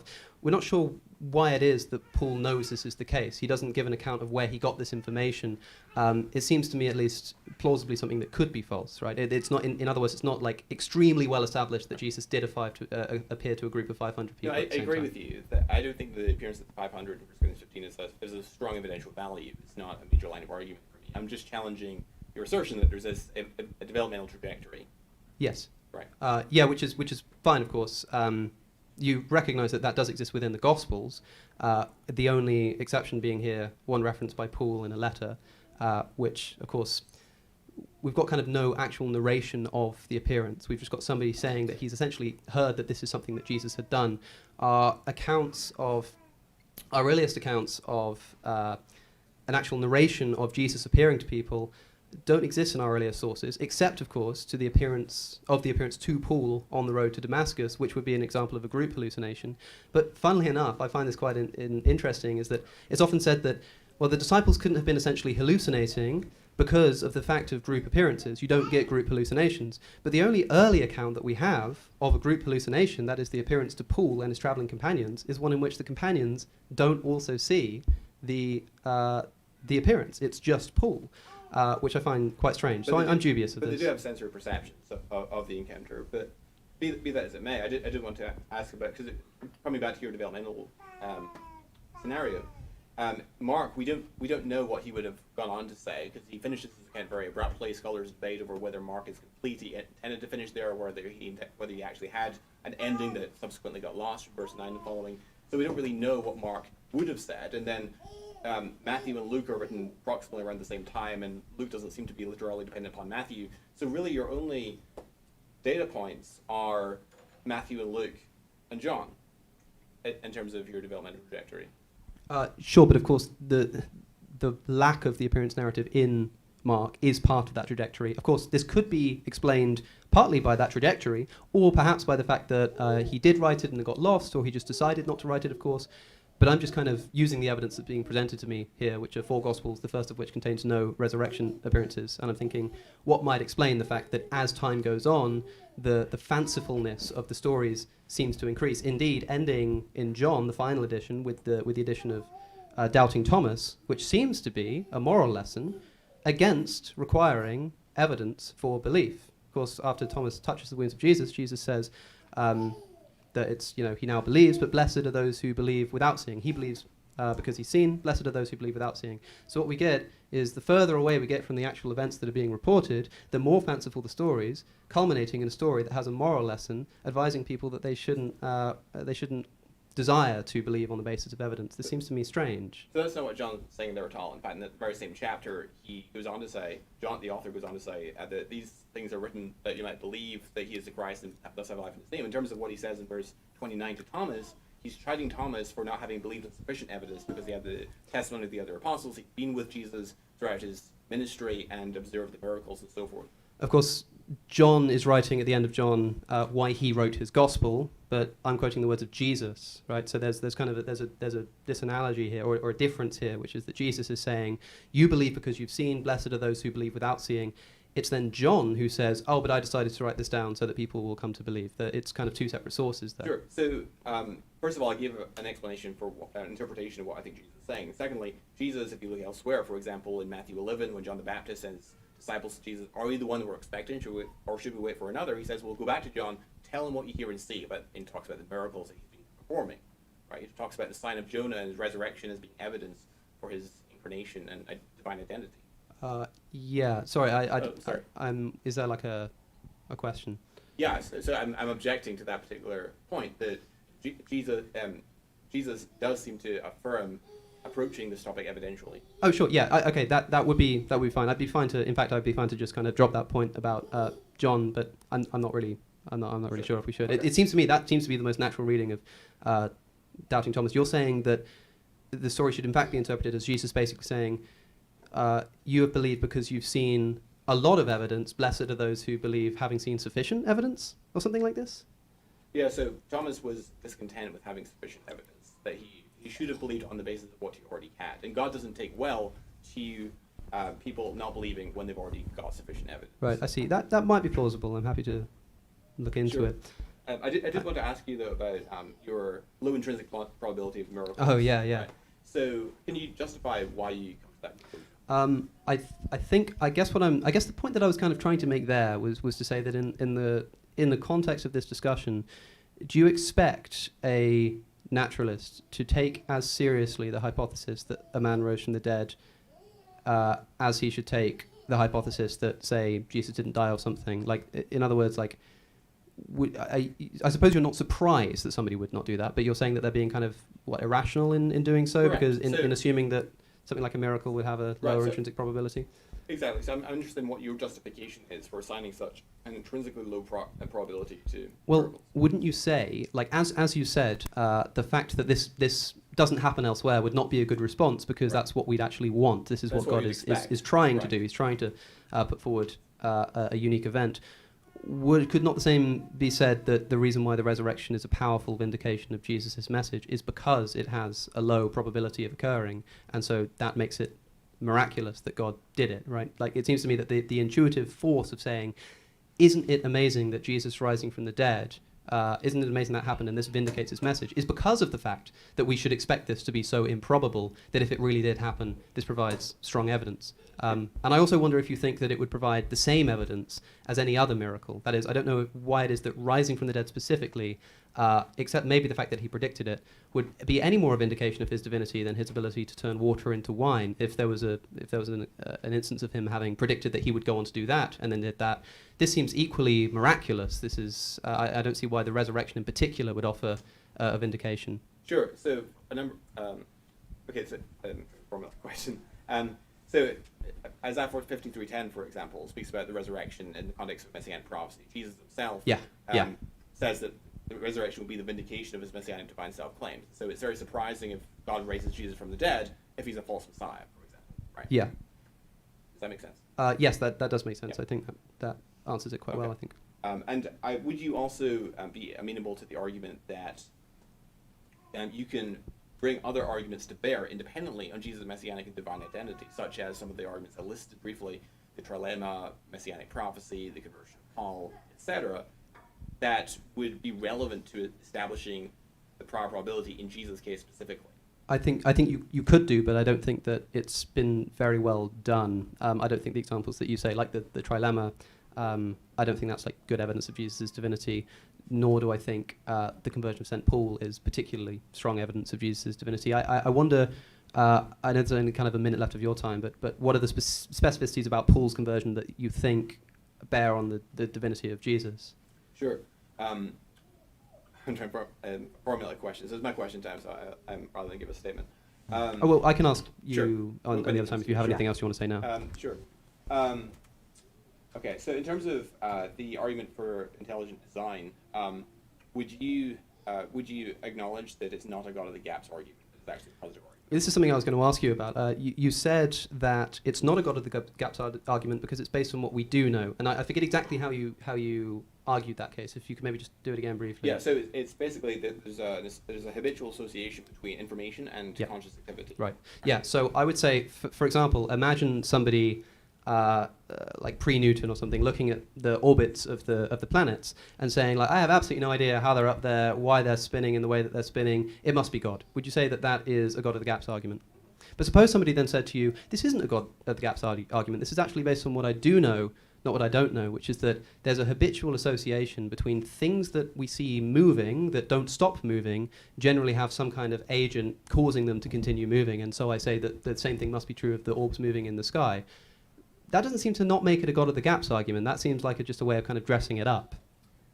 All right, that's all we have time for on this section, so we'll flip the script, and Alex, you can go ahead and ask Dr. Mcclatchy. Okay, I guess I can restate a question that I asked you directly in my opening statement, which is, are you troubled by the fact that a person's place of birth is a statistically reliable indicator of their likelihood of being saved?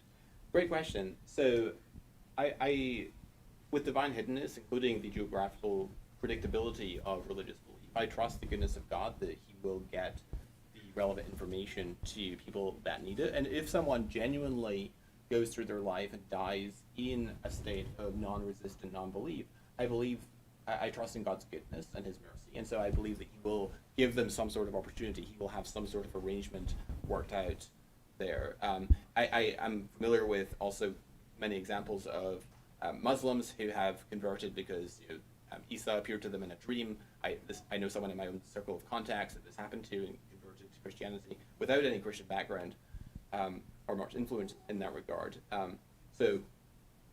I wonder how you think this squares with something like Romans 1, which says that, which seems to imply at the very least, that God has provided sufficient evidence for everybody such that they are without excuse. In other words, do you think there is such thing as a non-resistant non-believer, truly? Or can be such a thing? In regards to Romans 1, I actually think that I don't see that as universally applicable, what's said in Romans 1. I see that as applied to a certain contingent of people. So who would it be applied to? The Corinthians? So he's referring to certain individuals to whom this applies. I don't think he's... So you don't think that it applies to everybody? Correct. Okay, that's fine. That would sort out that problem. I also want to talk about God of the gaps, but we've already done that. Do you think that God has good reason not to overwhelm us with evidence of his existence? This is another thing that you were hinting at. But I do, actually. So, as I said in my opening statement, or in my rebuttal, I think that this life is a probation. We live in a moral choice arena where we mold and shape our character in engaging with each other and engaging in moral decision making. And if God were constantly at the forefront of our awareness, that he was always right in front of us, right, then I think that would undermine the possibility of this life serving as a probation, because we would always be immediately conscious of God knowing our thoughts and exactly what we're up to. Whereas if God strikes the right balance between hiddenness and providing sufficient evidence for those that seek him, he actually sets up the world, I think, in an optimal way so as to not go against our free will. Yeah, I agree. This can be free will. I'd say is maybe a slightly different point. There are two things to pull out of this. The first is to say, okay, maybe God wants us to kind of be in a moral arena, making decisions about how to treat each other. And if he was constantly over our shoulder, as it were, it'd be like kind of your parents always being there. And that's the reason you're not stealing from the cookie jar. Much rather you learn to not steal from the cookie jar, even when your parents kind of aren't looking over your shoulder. But of course, the child will have had at least one experience in their life that does overwhelmingly indicate that their parents exist. And that doesn't require that the parents be present in all of their lives at all of the time, constantly looking over everything that they do, only that at least once in their life they've been provided with such overwhelming evidence. In other words, I don't think you can make the same response to somebody who says, well, yeah, of course, I understand at the very least why it might be the case that God wouldn't want to constantly be right in front of our faces. That might interrupt some of our activities.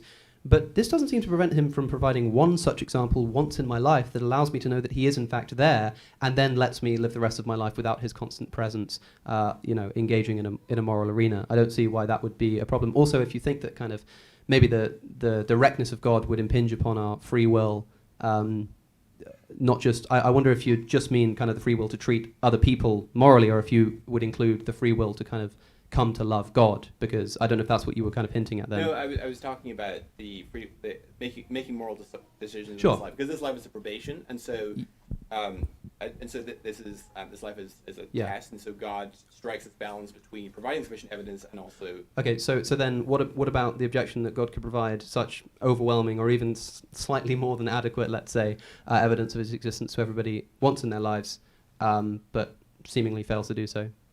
I'm not convinced that there's such a thing as a long-term non-resistant non-believer. So if someone is a non-resistant non-believer at, say, time t, then it could well be the case that God's just not finished with them yet. But I'm saying, do you think you're committed to this view? Because I'm saying that the problem is that God doesn't provide at least one example of his kind of overwhelming presence, just once, to allow a person to know that he's there. And then lives the rest of their life without his immediate presence.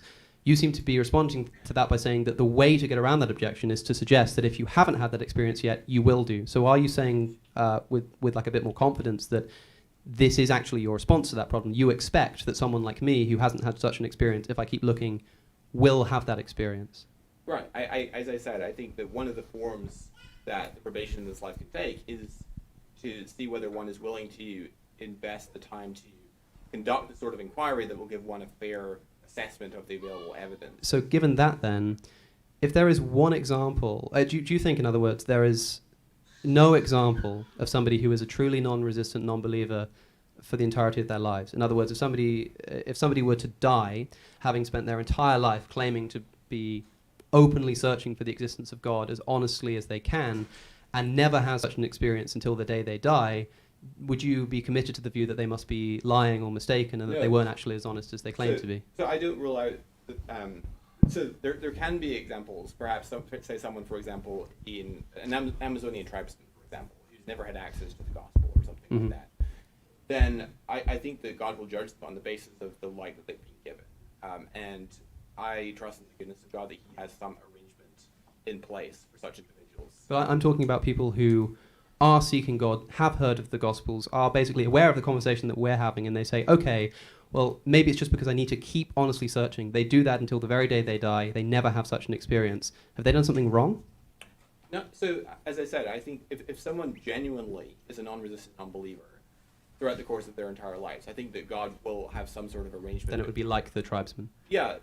But it's very difficult with that, because the only person that I have complete biographical knowledge of is myself. Quite right. Right. Yeah. So I don't know how God has been dealing in the lives of other people other than myself. Okay, 3 minutes. I'd like to talk about Paul, if we can. I tried to ask a moment ago what it is you think about the conversion of Paul specifically that bears on the divinity of Jesus Christ. Yeah, very quickly then. So in if we read the book of Acts, chapter 9, I would argue that Acts was written by a traveling companion of Paul, and I think that we can show with a high level of confidence that the account in Acts 9 concerning Paul's conversion actually most likely reflects. I'm willing to grant that. Yeah. It seems to me that Paul is sincere in his conviction that Christ appeared to him on the road to Damascus. And that's clear from the way that Paul converts to Christianity against its own self-interest. The first thing, okay, so there's the point about self-interest and there's the point about him appearing to Paul. Sometimes the conversation goes something like this. Somebody will say that, well, maybe the disciples were just lying.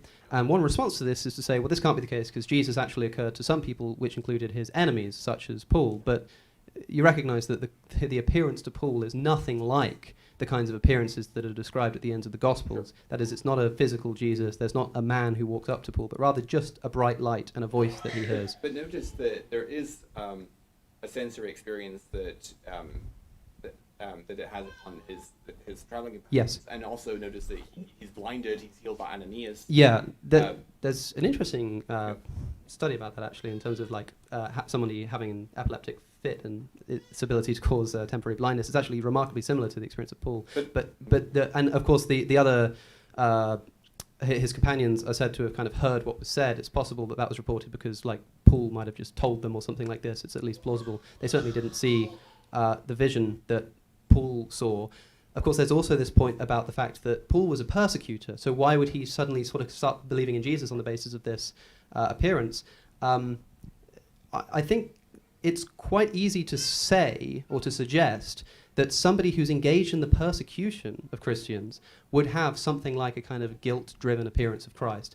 You could make an analogy, for instance, to a lot of vegans will tell you that one of the reasons that maybe they went vegan, I've heard this a few times, is that they used to eat meat all the time and they were watching factory farm footage, they just didn't really care, and then they had this dream where a cow appears to them and says, Jonathan, why are you persecuting me? And they say, why are you forcing me into a gas chamber?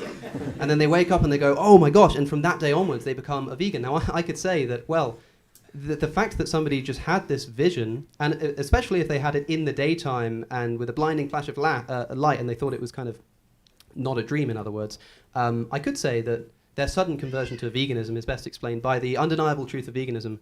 Or I could say that it's because they were feeling guilty about what they've just done. And if Paul has just overseen the stoning of, The stoning of Stephen, thank you.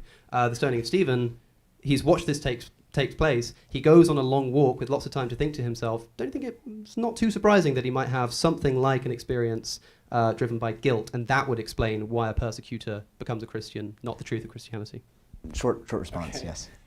Briefly, that's a possibility, but is it probable? So, for example, Paul describes in Philippians 3, 4-6, if anyone else thinks he has reason for confidence in the flesh, I have more. Circumcised on the 8th day of the people of Israel, the tribe of Benjamin, a Hebrew of Hebrews, as to the law, a Pharisee, as to zeal, a persecutor of the church, as to righteousness, under the law, blameless. He seems quite content in his former ways of Judaism. Also, in regards to guilt-based conversion. So the Diagnostic and Statistical Manual of Mental Disorders says that women are 5 to 1 times more likely to experience conversion psychosis. Also, adolescents, military persons, and bad old people of low economic status and those with low IQ are also more likely prone to experience this phenomenon. Paul doesn't seem to fit that reference class. Thank you. That's all we have time for. Sorry. Cool. All right. So I'd just like to take a moment to thank both of you for a really engaging discussion and your civility and kindness toward each other. I really appreciate it. So we're going to take some time now to open the floor for questions. I think the format, we will take 3 in-house questions. Yes, go ahead. We'll take 3 in-house questions first. So for those of you on YouTube joining us live, you're welcome to submit questions starting now, and I will start with the first, whatever we have time for. So we'll take 3 in-house questions, and then I'll go every other if we have more in-house between YouTube Live and the in-house questions. So for those of you who are here in person, you can make your way to the microphone and ask a question. Just form a line, and you may direct it to either speaker. Yeah. But can I just say, by the way, that I'm filming questions for uploading the debate to the YouTube channel, but if anybody wishes not to be in it, just come and let me know.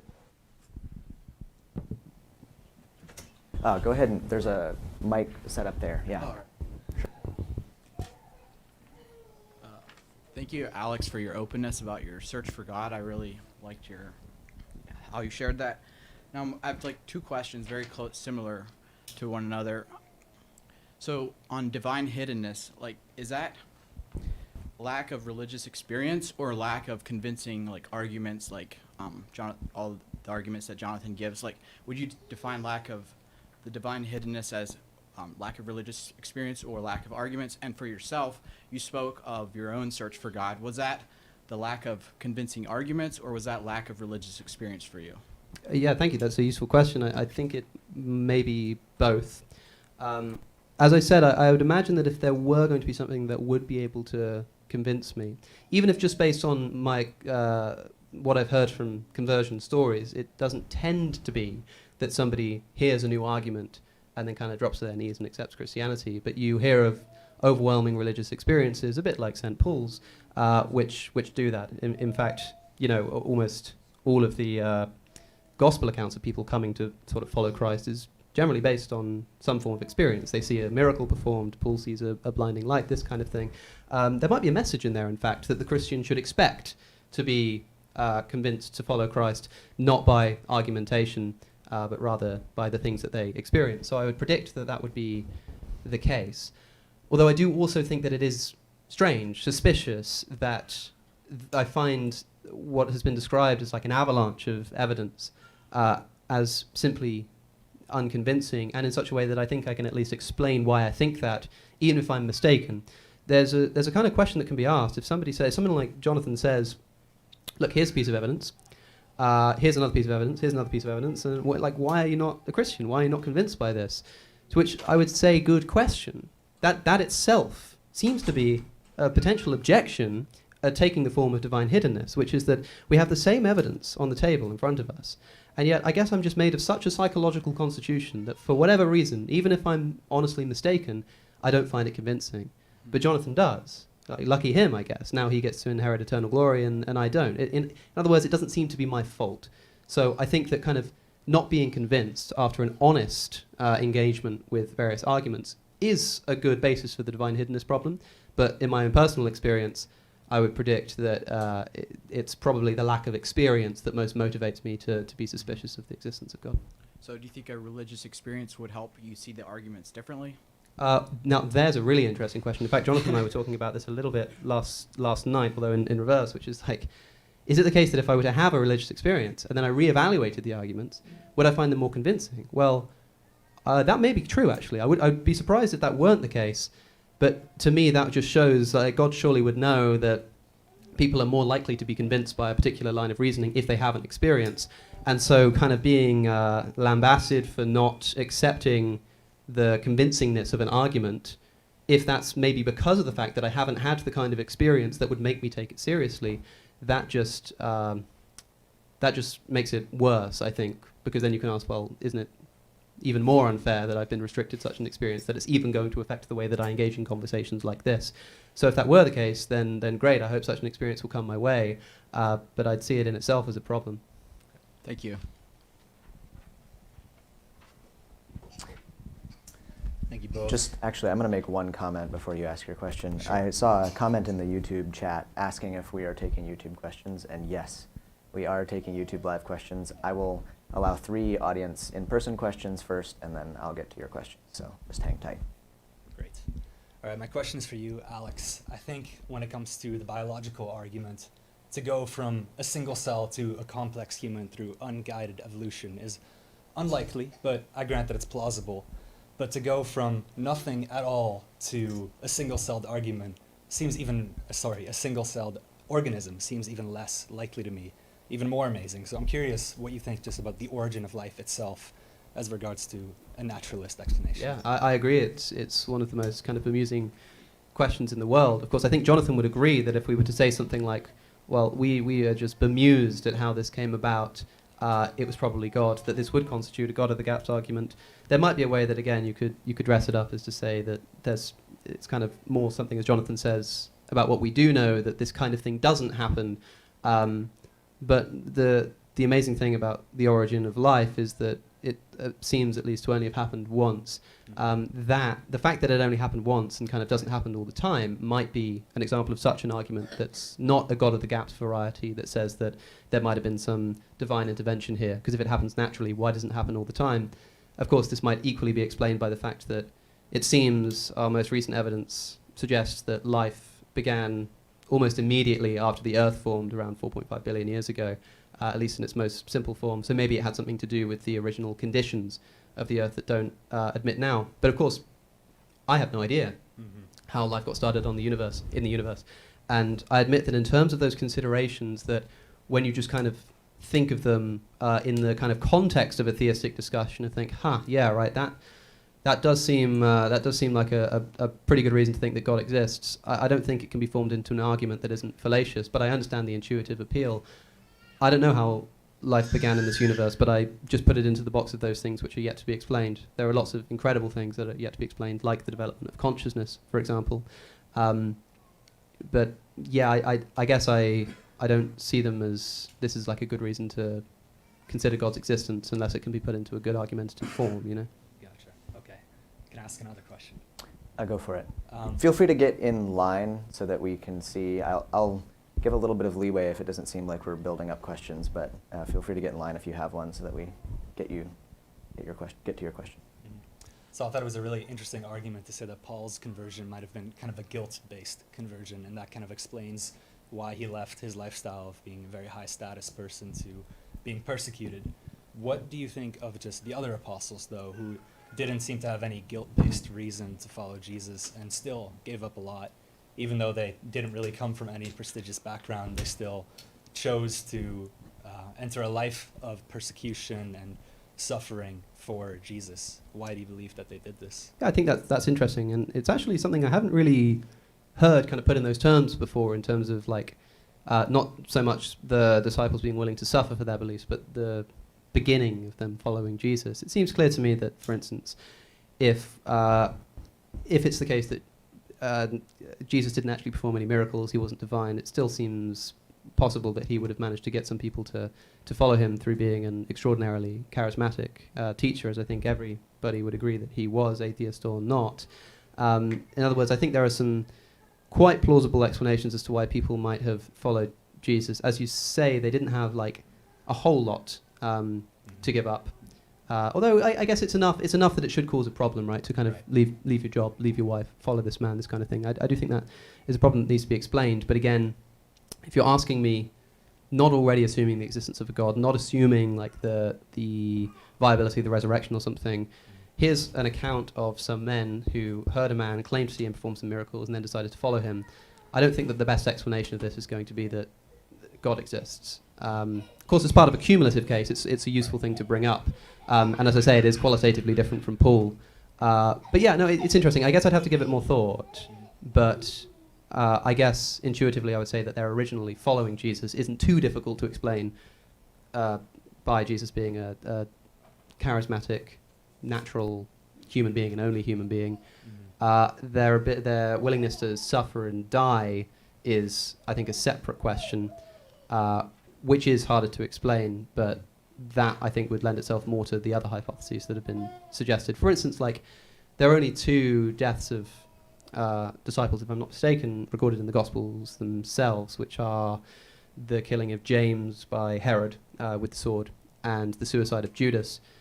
We have some extra-biblical evidence of the other apostles being killed. I think it's believed that sort of every apostle's death is accounted for somewhere, but there's not a whole lot of detail about the nature of exactly why they were killed and how they were killed. For instance, it's not obvious that they would have been saved if they recanted. It's possible that they were being persecuted because of what they'd done and what they'd said, and so that even if they then were sort of cowering in their knees, asking to live a life as a non-Christian, they might have been denied it. There are interesting responses to that. For instance, the Romans' ability to use someone as an example. If they said, no, Christianity isn't true, don't kill me, then maybe they would have had reason not to kill them. But at the very least, it's a fuzzy issue. I think there are a lot of things that need to be considered. I just don't think that without already assuming the existence of a God, it makes sense to best conclude from these facts that Jesus was his divine son. Great, thank you. So this question is pointed towards Dr. Mcclatchy. So you mentioned, obviously it wasn't like one of the core arguments, but you mentioned that the existence of Israel as a nation, the continued existence of Israel, is evidence for theism. And I'd wondered why it is that the existence requires theism. Like, obviously I think there's other explanations that would give a legitimate explanation to why it exists. I can understand a little bit the argument of Israel up to the point of Jesus' birth, but you mentioned also the Holocaust and the continued existence, and I wondered how the continued existence requires theism. Right, it doesn't, is the short answer. So I don't think that would be sufficient evidence to conclude that the God of Israel exists, but it does move the needle in that direction, because when we're trying to conceive of what is evidence, we want to really assess a likelihood ratio. What's the probability of that evidence existing given the hypothesis being true versus the probability of that evidence existing given the hypothesis is false.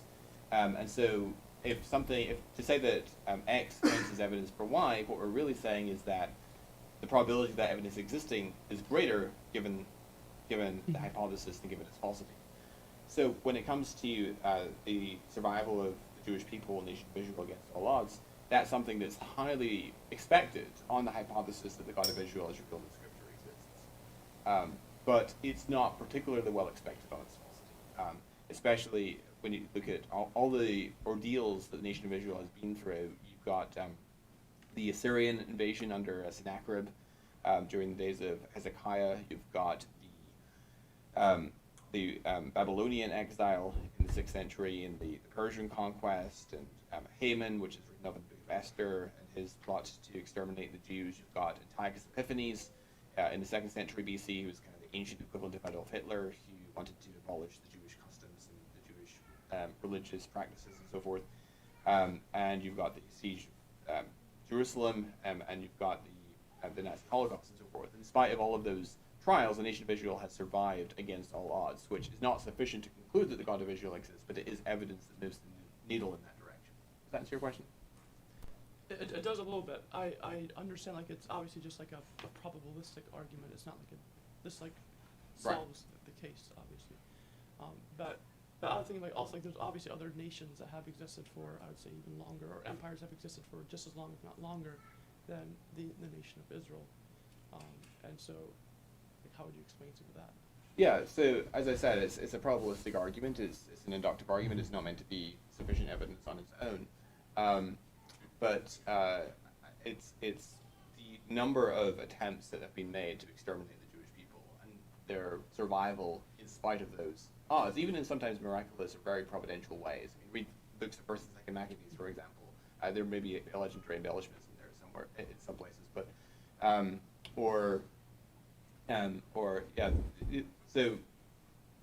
so I'm saying it's evidence, it's not proof, and it's not sufficient evidence. So that's an important distinction. Thank you. All right, thank you for your questions. I think we'll turn to, you can go ahead and come forward, but we'll turn to one from the YouTube chat. So if you are on YouTube, please address your question to an individual debater. Otherwise, I won't know who to ask, and so I'll have to skip to the next one. So feel free to re-ask a question if you intended for me to take it, and I'll just go in order here. So first from Toby Windgasson. I don't know if I pronounced your last name right, but to Alex, what convinced you to be an atheist? And I assume in opposition to agnostic. I don't know exactly where that question is coming from. I guess feel free to take it however you want. Yeah, if the questioner seeks to imply that atheism, at least if the way he's using atheism, I don't know where to look, maybe up here, is saying that atheism is the belief that there is no God. I would say that I'm not an atheist. That is, I don't believe there is no God. I just don't believe that there is one. Online, colloquially, this is often called atheism. I recognize that in the academy, it tends not to be used in that way. So it kind of depends on the context of the discussion as to whether I call myself an atheist. Of course, if I'm having a debate like one now, and it's theism, one of the reasons that we kind of decided to say naturalism is to avoid this confusion about whether I believe there is no God. But I'd happily defend an atheistic hypothesis without being a strong atheist.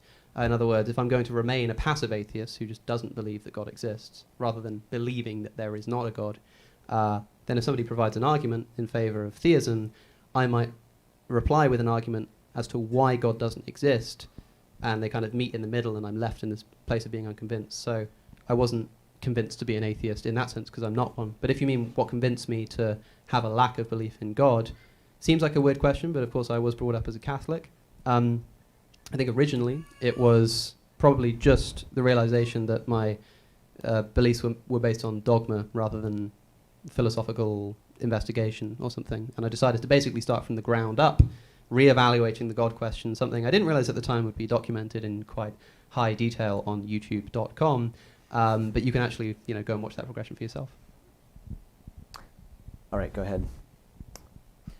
All right, my question is addressed to you, Alex, and then a tangent of it could be for you as well, Jonathan, if we want to go there. So, based off of what you said, Alex, personal testimony, off your own testimony, experience is important. You mentioned that if something would convince you that there is a God, it would be personal experience. So when we look at the 7 billion people in the world, there are millions of people who have these religious experiences, as we want to call them. And some of those are Christian, and those are the questions, those are the experiences I want to address to you. And then the ones, Jonathan, that maybe you can answer are the Hindu, the Muslim experiences where they feel something supernatural. So first, I want to address you, Alex. So what about specifically, there are many situations where there is evidence of a demon in someone's life. And there are many documents of this happening, like many stories. And in those situations, there is the power of Jesus' name over the demon. And so I see 2 or 3 responses to that. One would be to say that Jesus is God. Maybe let Alex frame the responses, All right. and you can ask the Okay. question. Yeah. I would be interested in maybe just hear, if they're brief, the other 2 explanations that you Sure. think of. Okay. So Jesus One- is the Son of God. The other is that the experience is invalid. Mhm. That's just, they're making up, Yep. they're lying. Or And then the mistake. other would be hallucination or something Sure. like Or that. the mistaken. Okay, so of those 3 explanations of such experiences, of course, you'd have to provide a specific example for me to comment on it, but I would imagine that I'd be most likely to think that they're hallucinating, Yeah. and that if they're either hallucinating or being sincere. I certainly haven't heard of any convincing descriptions of demons being driven out by Jesus that would certainly not that would convince me that Jesus is the Son of God, and even enough to believe that the experience was legitimate or properly recorded. I guess I'm just committed to the view that experience is invalid. Of course, it's going to be real to the people who experience it, but as you point out, there are religious experiences for different religions, at least some of which will be incompatible. They're not automatically incompatible. Somebody may have just an experience of God, and then afterwards, because they're in a Christian culture, decide, okay, I should be a Christian. Another person could have the same experience on the Arabian Peninsula and then think, oh, okay, God exists, I should be a Muslim. So it's not immediately obvious that because people have contradictory religious experiences, this is enough to say that the experiences are invalid, because it could just be that they're all having a theism experience and they've taken Christianity from it. But of course, as most of the conversion stories to Christianity involve some vision of Jesus. Of course, Jesus is a prophet in Islam too, but people tend to come away from the vision with the distinct impression that Jesus is God, that Jesus is the Son of God, and this is the nature of their experience. This kind of thing is incompatible with specifically Muslim or specifically Hindu experiences, and so the fact of these contradictory notions, I would ask the same thing to you that you asked me about the demons, of somebody who very convincingly tells you that they've seen a vision of Jesus, or I guess if you're a Christian, that they've seen a vision of Muhammad or something, and they say, look, the options here are either that Islam is true, that I'm mistaken, or that I'm lying. I think you would pretty much immediately just conclude that they're at least mistaken, and that's exactly how I feel about the experiences that you relate. And that your question to me was the one I wanted to ask. Yeah. Dr. Mcclatchy. So you wanted to ask me about the experience of the Hindu? Yeah. If this is it feels like it's an important question because there are so many. We have religions in most continents, or in every continent, where there are people. And so, why are these experiences happening? How do you explain that? Whether it's a Christian experience or Hindu, and it's just everyone hallucinating? Yeah, I mean, I can't claim to speak for that because I'm not a Hindu, so I'm not. Yeah. I don't have that available to cross-examine and inspect. So I can't really speak to that. I'm skeptical of saying that kind of mystical inner religious experiences are veridical. My confidence in Christianity is based exclusively on the public evidence that Christianity is true. It's possible that people in other religions who experience some sort of mystical experience, something like that, it's possible that there are demonic forces, but I wouldn't say that I've looked into it sufficiently to be able to say that with confidence. Can I just add, by the way, because I did, in considering this idea of Paul potentially having an epileptic fit, I found an interesting study which speaks a little bit to what we're talking about here, which is people having a religious experience and coming to believe very specific things, like that Christianity is true. And I have it in front of me because I did copy it down in case it came up, which is that it was in 2016, some Israeli researchers at a medical center were treating an epileptic man.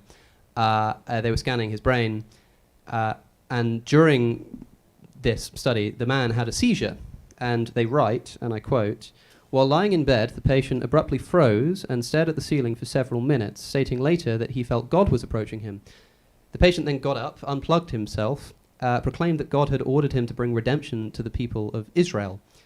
And the researchers also said that this person wasn't particularly religious before the seizure, but abruptly detached the electrodes, got up, and walked around the department trying to convince people to follow him, stating that God has sent me to him.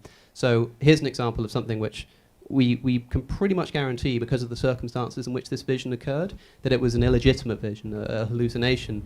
And yet, this isn't just some kind of vague idea of the mysterium tremendum et fascinans. This is, God has sent me to vindicate the people of Israel. This kind of thing does happen, and I think that would offer a better explanation of those kinds of Briefly, in terms of epileptic seizures, my understanding is that people that experience epileptic seizures tend to have a memory gap in the period where they were having the seizure. Whereas in Acts 9, Paul has memory of what he experienced, and then also notice that he's not only blinded, but he's also healed by Ananias. Yes, right? there is that too. But I don't know how much time we have, and I wanted to make sure. I think there's one more question I'm hoping we'd have time to at least hear. Yeah, I think it'd be best to move on. Sure. We are up in terms of 20 minutes, but if both debaters are okay with it, I'd be happy to extend the question and answer time Sure. for I a think little bit longer. that'd be if it's okay with you, since you've been said that. Thanks for your question, by the way. Yeah, it'd be good to hear. I am gonna go back to one more online though before I get to you. I think we'll have time for both. This one is addressed to Dr. Mcclatchy. The question is, does Jonathan think, this is from Michael X, does Jonathan think that the intrinsic probability of this hypothesis, and I don't know what the antecedent is there, or excuse me, his hypothesis, that explains it, is significantly reduced by expanding it from theism to Christianity? Christianity entails many more propositions than theism. Yeah, I mean, Christianity entails some more propositions. I mean, I don't think that Christianity necessarily entails the truth of every single verse in the Bible, for example. Certainly, you are increasing the proposition load, and so the intrinsic probability of the overall thesis is going to decrease. So the intrinsic probability of Christianity is lower than the intrinsic probability of Christianity of theism, because there are more propositions. However, I think that there is very compelling lines of evidence for Christianity which make the posterior probability, in my opinion, almost beyond question. All right, go ahead. This question's for Jonathan Mcclatchy. Mhm. So you said that Romans 1:18 through 19 is applied to those in Rome at the time. And I just was confused by that point. I wanted to hear your explanation on it. In the verses that you're talking about seem to be very obviously talking about the world and everyone. So verse 18 says, "For the wrath of God is revealed from heaven against all ungodliness, all unrighteousness of men." So this seems to exclude. Just to clarify, I didn't say that it's about people in Rome, but I think that it's referring to a limited set of people. It's referring to examples of people who suppress the truth and unrighteousness, because. So I don't think it's necessarily referring to every individual without exception. Okay. Does that make sense? I think so. And then I guess verse 21 says, since it's talking about creation, and it seems like creation, the evidence coming from creation would mean that this applies to everyone who experiences creation. and interacts with it. So it does seem to be Right. broader So- than just like a select group of people, but anyone who has senses, whether it's even Sure. just limited senses, would Sure, be able it's to the be culpable for the this. class that I described as limited is those that suppress the truth of unrighteousness. Okay. So I think that Scripture does. I think that natural theology is sufficient grounds for all people to come to a knowledge of God's existence. So I think that Paul is correct in Romans 1 that the existence of God is obvious in creation. But I do think that Christianity particularly is obvious from creation. I think that that nature makes it less than obvious that there's nothing to the Christian claim, which I think makes it incumbent upon one to go and investigate the evidence for Christianity almost to the same extent that it would be if they were very nearly persuaded of its truth. Does that make sense? Yeah. Thank you for clarifying. Mhm. I actually have a second question. If Yeah. that's okay. I think we'll go to someone online Okay. just for fairness sake, and Okay. maybe we can do one more. Is that good enough? Yeah, that's fine. I mean, I don't know if it's a brief question. It's just because everybody else got to ask too if they want It's to. true. It's true. Go Okay, ahead. it is a brief question. Alex said in his opening statement, or he asked the question, "What should I do next?" Yeah. And his testimony, his story, is a common one, especially in Christian youth who have the same question: "What do I do next? I've done everything. I was raised in this. I'm in the right location." I guess what's your Yeah, I would encourage you to study the evidence of the resurrection, in particular. I always encourage people to study the evidence for the robust reliability of the Gospels and Acts and how that bears on the proposition that Jesus, in fact, rose from the dead. And I think that one that takes the time to make oneself fully informed and is doing one's best to be rational and objective with the evidence will, in my view, in the long run, come to find Christianity to be true and well supported. So I would invite Alex to do that inquiry. Thank you. I think we'll take one more question from online. We have probably dozens, if not more, here in the YouTube chat. So I apologize for those of you who we're not going to get to. But this one is from Leo Behe for Jonathan. Mike's Is Behe's it- son. Just wondering if there's a connection. Okay. Is that really? Yes, it is. Oh, wow. Okay. I'm very sorry if I said anything disparaging. What is it I said about it again? It's actually, I think he's quite a good writer. No, Leo's an atheist, but yeah. No. Oh yeah, well, then I take it back. Sorry, what was the question? Though? Yeah, sorry. For Jonathan, is it possible to rigorously define how the supernatural could interact with the natural world, and if so, how? Is it possible to determine how the supernatural interacts with the natural world? No, I don't think that we can. In the same way that I don't think that we really can get a handle on how mind interacts with matter. We don't understand how the mind interacts with the material brain, in the same way that I don't think we can understand how the supernatural interacts with the material world, that we nonetheless, I think, can have sufficient justification for believing that there is a supernatural realm, even if we don't understand the how that interacts with the material world. Unless, of course, the mind is just the brain, in which case there's no interaction problem. And similarly, maybe the answer of God's intervention with the natural world might be answered by the fact that he's not, in fact, supernatural, but a very natural creation of the human brain itself. It's an alternative hypothesis, which I think offers a better account of reality. Yes, that's a whole other debate. All right. For more of this, so the closing statements, which we will be having next. So I'll invite Dr. Mcclatchy first, and as Alex, you can maybe return to your table, and Yeah, we'll have 5 minutes for closing statements, and we can hear your synopsis of the debate. Yes.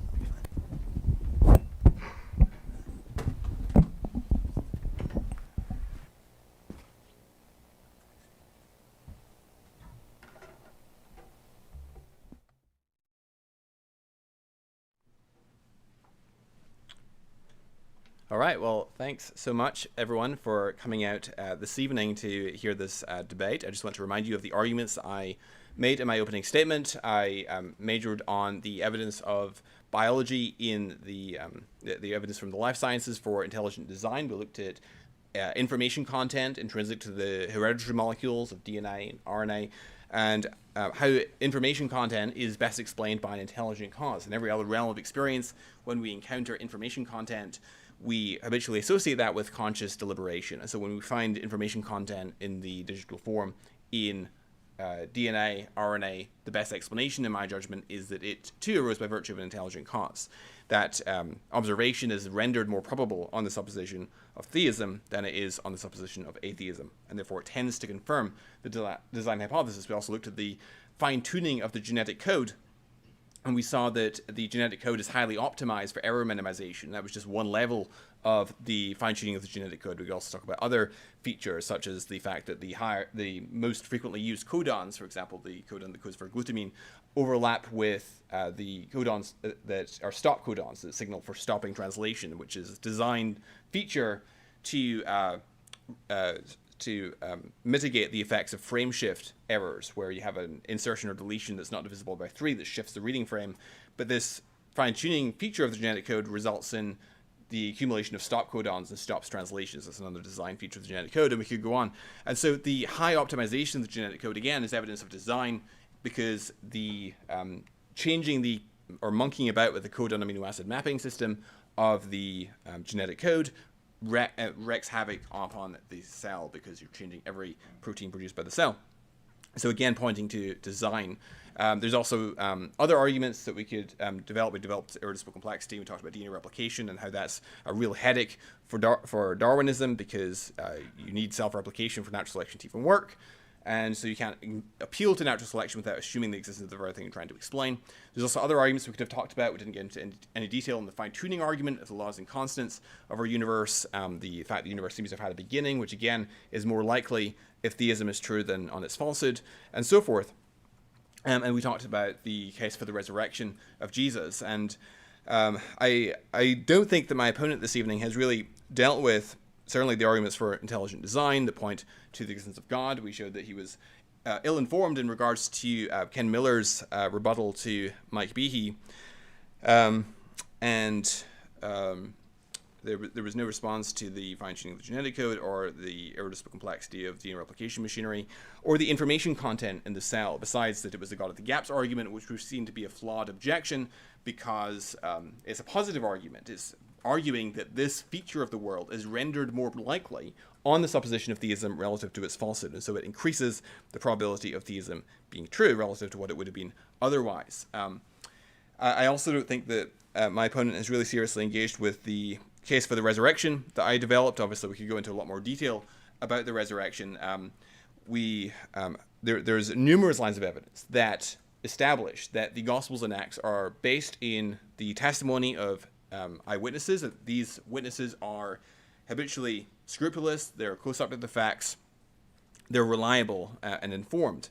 And that evidence comes from both internal evidences, that between undesigned coincidences that connect in very casual ways the Gospels, where one story might mention in passing a detail that answers in passing some natural question raised by another, for example.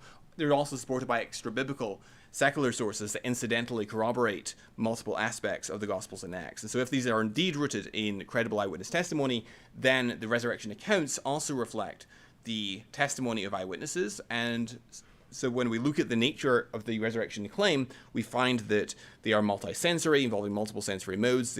They're group sightings, group conversations, physical contact, long discourses, and so on. And that's very difficult to account for by the hypothesis of some sort of shared hallucination experience or something like that. And the fact that the apostles are willing to voluntarily endure sufferings and labors and dangers and hardships and persecutions and in some cases martyrdom is also evidence that tends to confirm the sincerity, and so you redistribute the probabilities confirming the resurrection of Jesus as the best explanation. I also think that there are other independent lines of evidence that bear on Jesus' messianic and divine identity, and that is relevant to our assessment of the intrinsic probability of Jesus' resurrection as being not particularly low. So I will finish there and turn over to Alex for his closing statement. Thanks for your attention.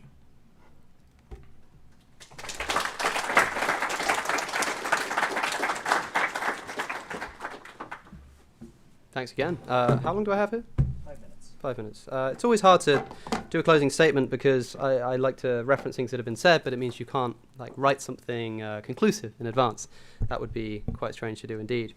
So what have we heard? Or maybe something that hasn't been said, which is that the problem of suffering, as I've put it forward, is often thought of as a response to religion. That is, you have this thing, this religion, this theism, and as a response to this, people say, well, what about my suffering? What about my experience? What about my nihilism on my worst days? How is this explained by your religion? But I think this is an inaccurate account of how the dialectic evolved. Indeed, I think that rather than the problem of suffering being a response to religion, it's rather religion that is a response to the problem of suffering. Some of the best and most eloquent expressions of the absurdity of human experience and the futility of our toiling, you can see where I'm going with this, is not found in sort of modern atheistic writers trying to criticize the Gospels or something, but found itself in Scripture. It's found in Ecclesiastes, which is perhaps the most concise summary of the nihilistic position that exists. In other words, it's not like this isn't something that was known about, but it clues me into the idea that maybe religion springs up as a way to combat this human experience, as a way to protect ourselves against the nihilistic experience that we've all been familiar with at least once in our lives, rather than the problem of suffering being a direct response to theism, which I think maybe that approach might slightly cause us to undercut our confidence in the truth of theism, it being a response to this condition. Of course, Jonathan says that he does a kind of Morean shift, which is to say, if God exists, then unjustified suffering doesn't exist. I say unjustified suffering does exist, therefore God doesn't exist. Jonathan says, but God does exist, therefore unjustified suffering doesn't exist. Of course, this would leave us in a situation where, and I think Jonathan would accept this easily, that there are going to be kinds of suffering that we cannot know the answer to. And this is another thing that's recorded within the wisdom literature in the book of Job, when Job asks for an explanation of his suffering, and is not just told, well, look, I'm sorry, I can't give you the answer, you wouldn't possibly understand it, but he was chastised for it. There's a kind of angry wrath that comes out of the whirlwind. Who is this that darkeneth counsel by words without knowledge? And then a whole series of lambastations. Where were you when I laid the foundations of the earth, and so on, as if the teaching is something like, not only should you expect to suffer and not be able to understand why, but how dare you even try to inquire as to whether there is an answer? How could you question this? You must just accept that I'm here and that I know what I'm doing. This seems to me maybe problematic.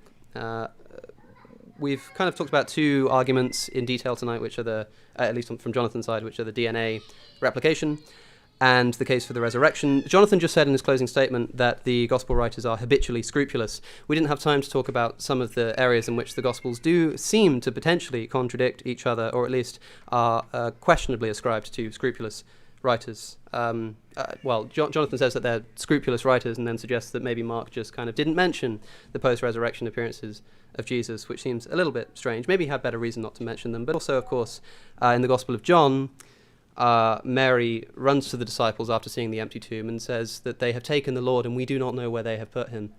This is a strange thing for her to say after running back to the disciples from the cave, if she was in fact visited by an angel at the cave who told her exactly where Jesus was going and that he was in Galilee, or indeed if she was visited herself, as Matthew and Luke say that she was. Why would she then run to the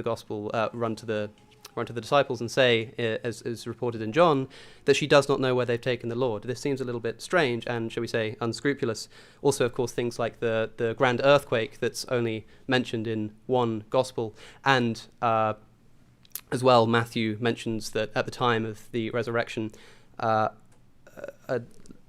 great deal of the dead in Israel rise from their graves and start walking around, and this is also something that's only reported in one gospel. It is, of course, an argument from silence to say that it's problematic that this isn't reported in the rest of the Gospels, but we have to ask why this would be the case. I didn't have time to ask Jonathan if he thinks that that's literally true, that people did actually rise from their graves at the time of the resurrection and start walking around. But if you don't think that that's true, then perhaps the writers were either more allegorical than we took them for, or less scrupulous than we took them for.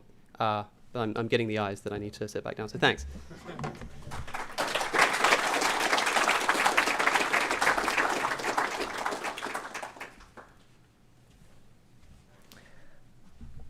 Well, thank you very much to both of you, both for your time in preparation and, just the care with which you presented your arguments to us this evening, and again for your, I think, honesty and civility in addressing questions and interacting with each other. I'm very grateful. And obviously, for those of you who are listening, we have barely scratched the surface of the different possible topics and the different considerations, and even the things that the debaters did address were addressed on a level that I'm sure both of them would consider did not do them sufficient justice for a thorough investigation. So that leaves, I think, all of us, including you, with, I guess it could be a challenge or an opportunity to take this as a starting point or a continuation point for investigating these things on your own and wrestling with what was presented here. So with that, let's give our debaters a round of applause again and thank them for their time.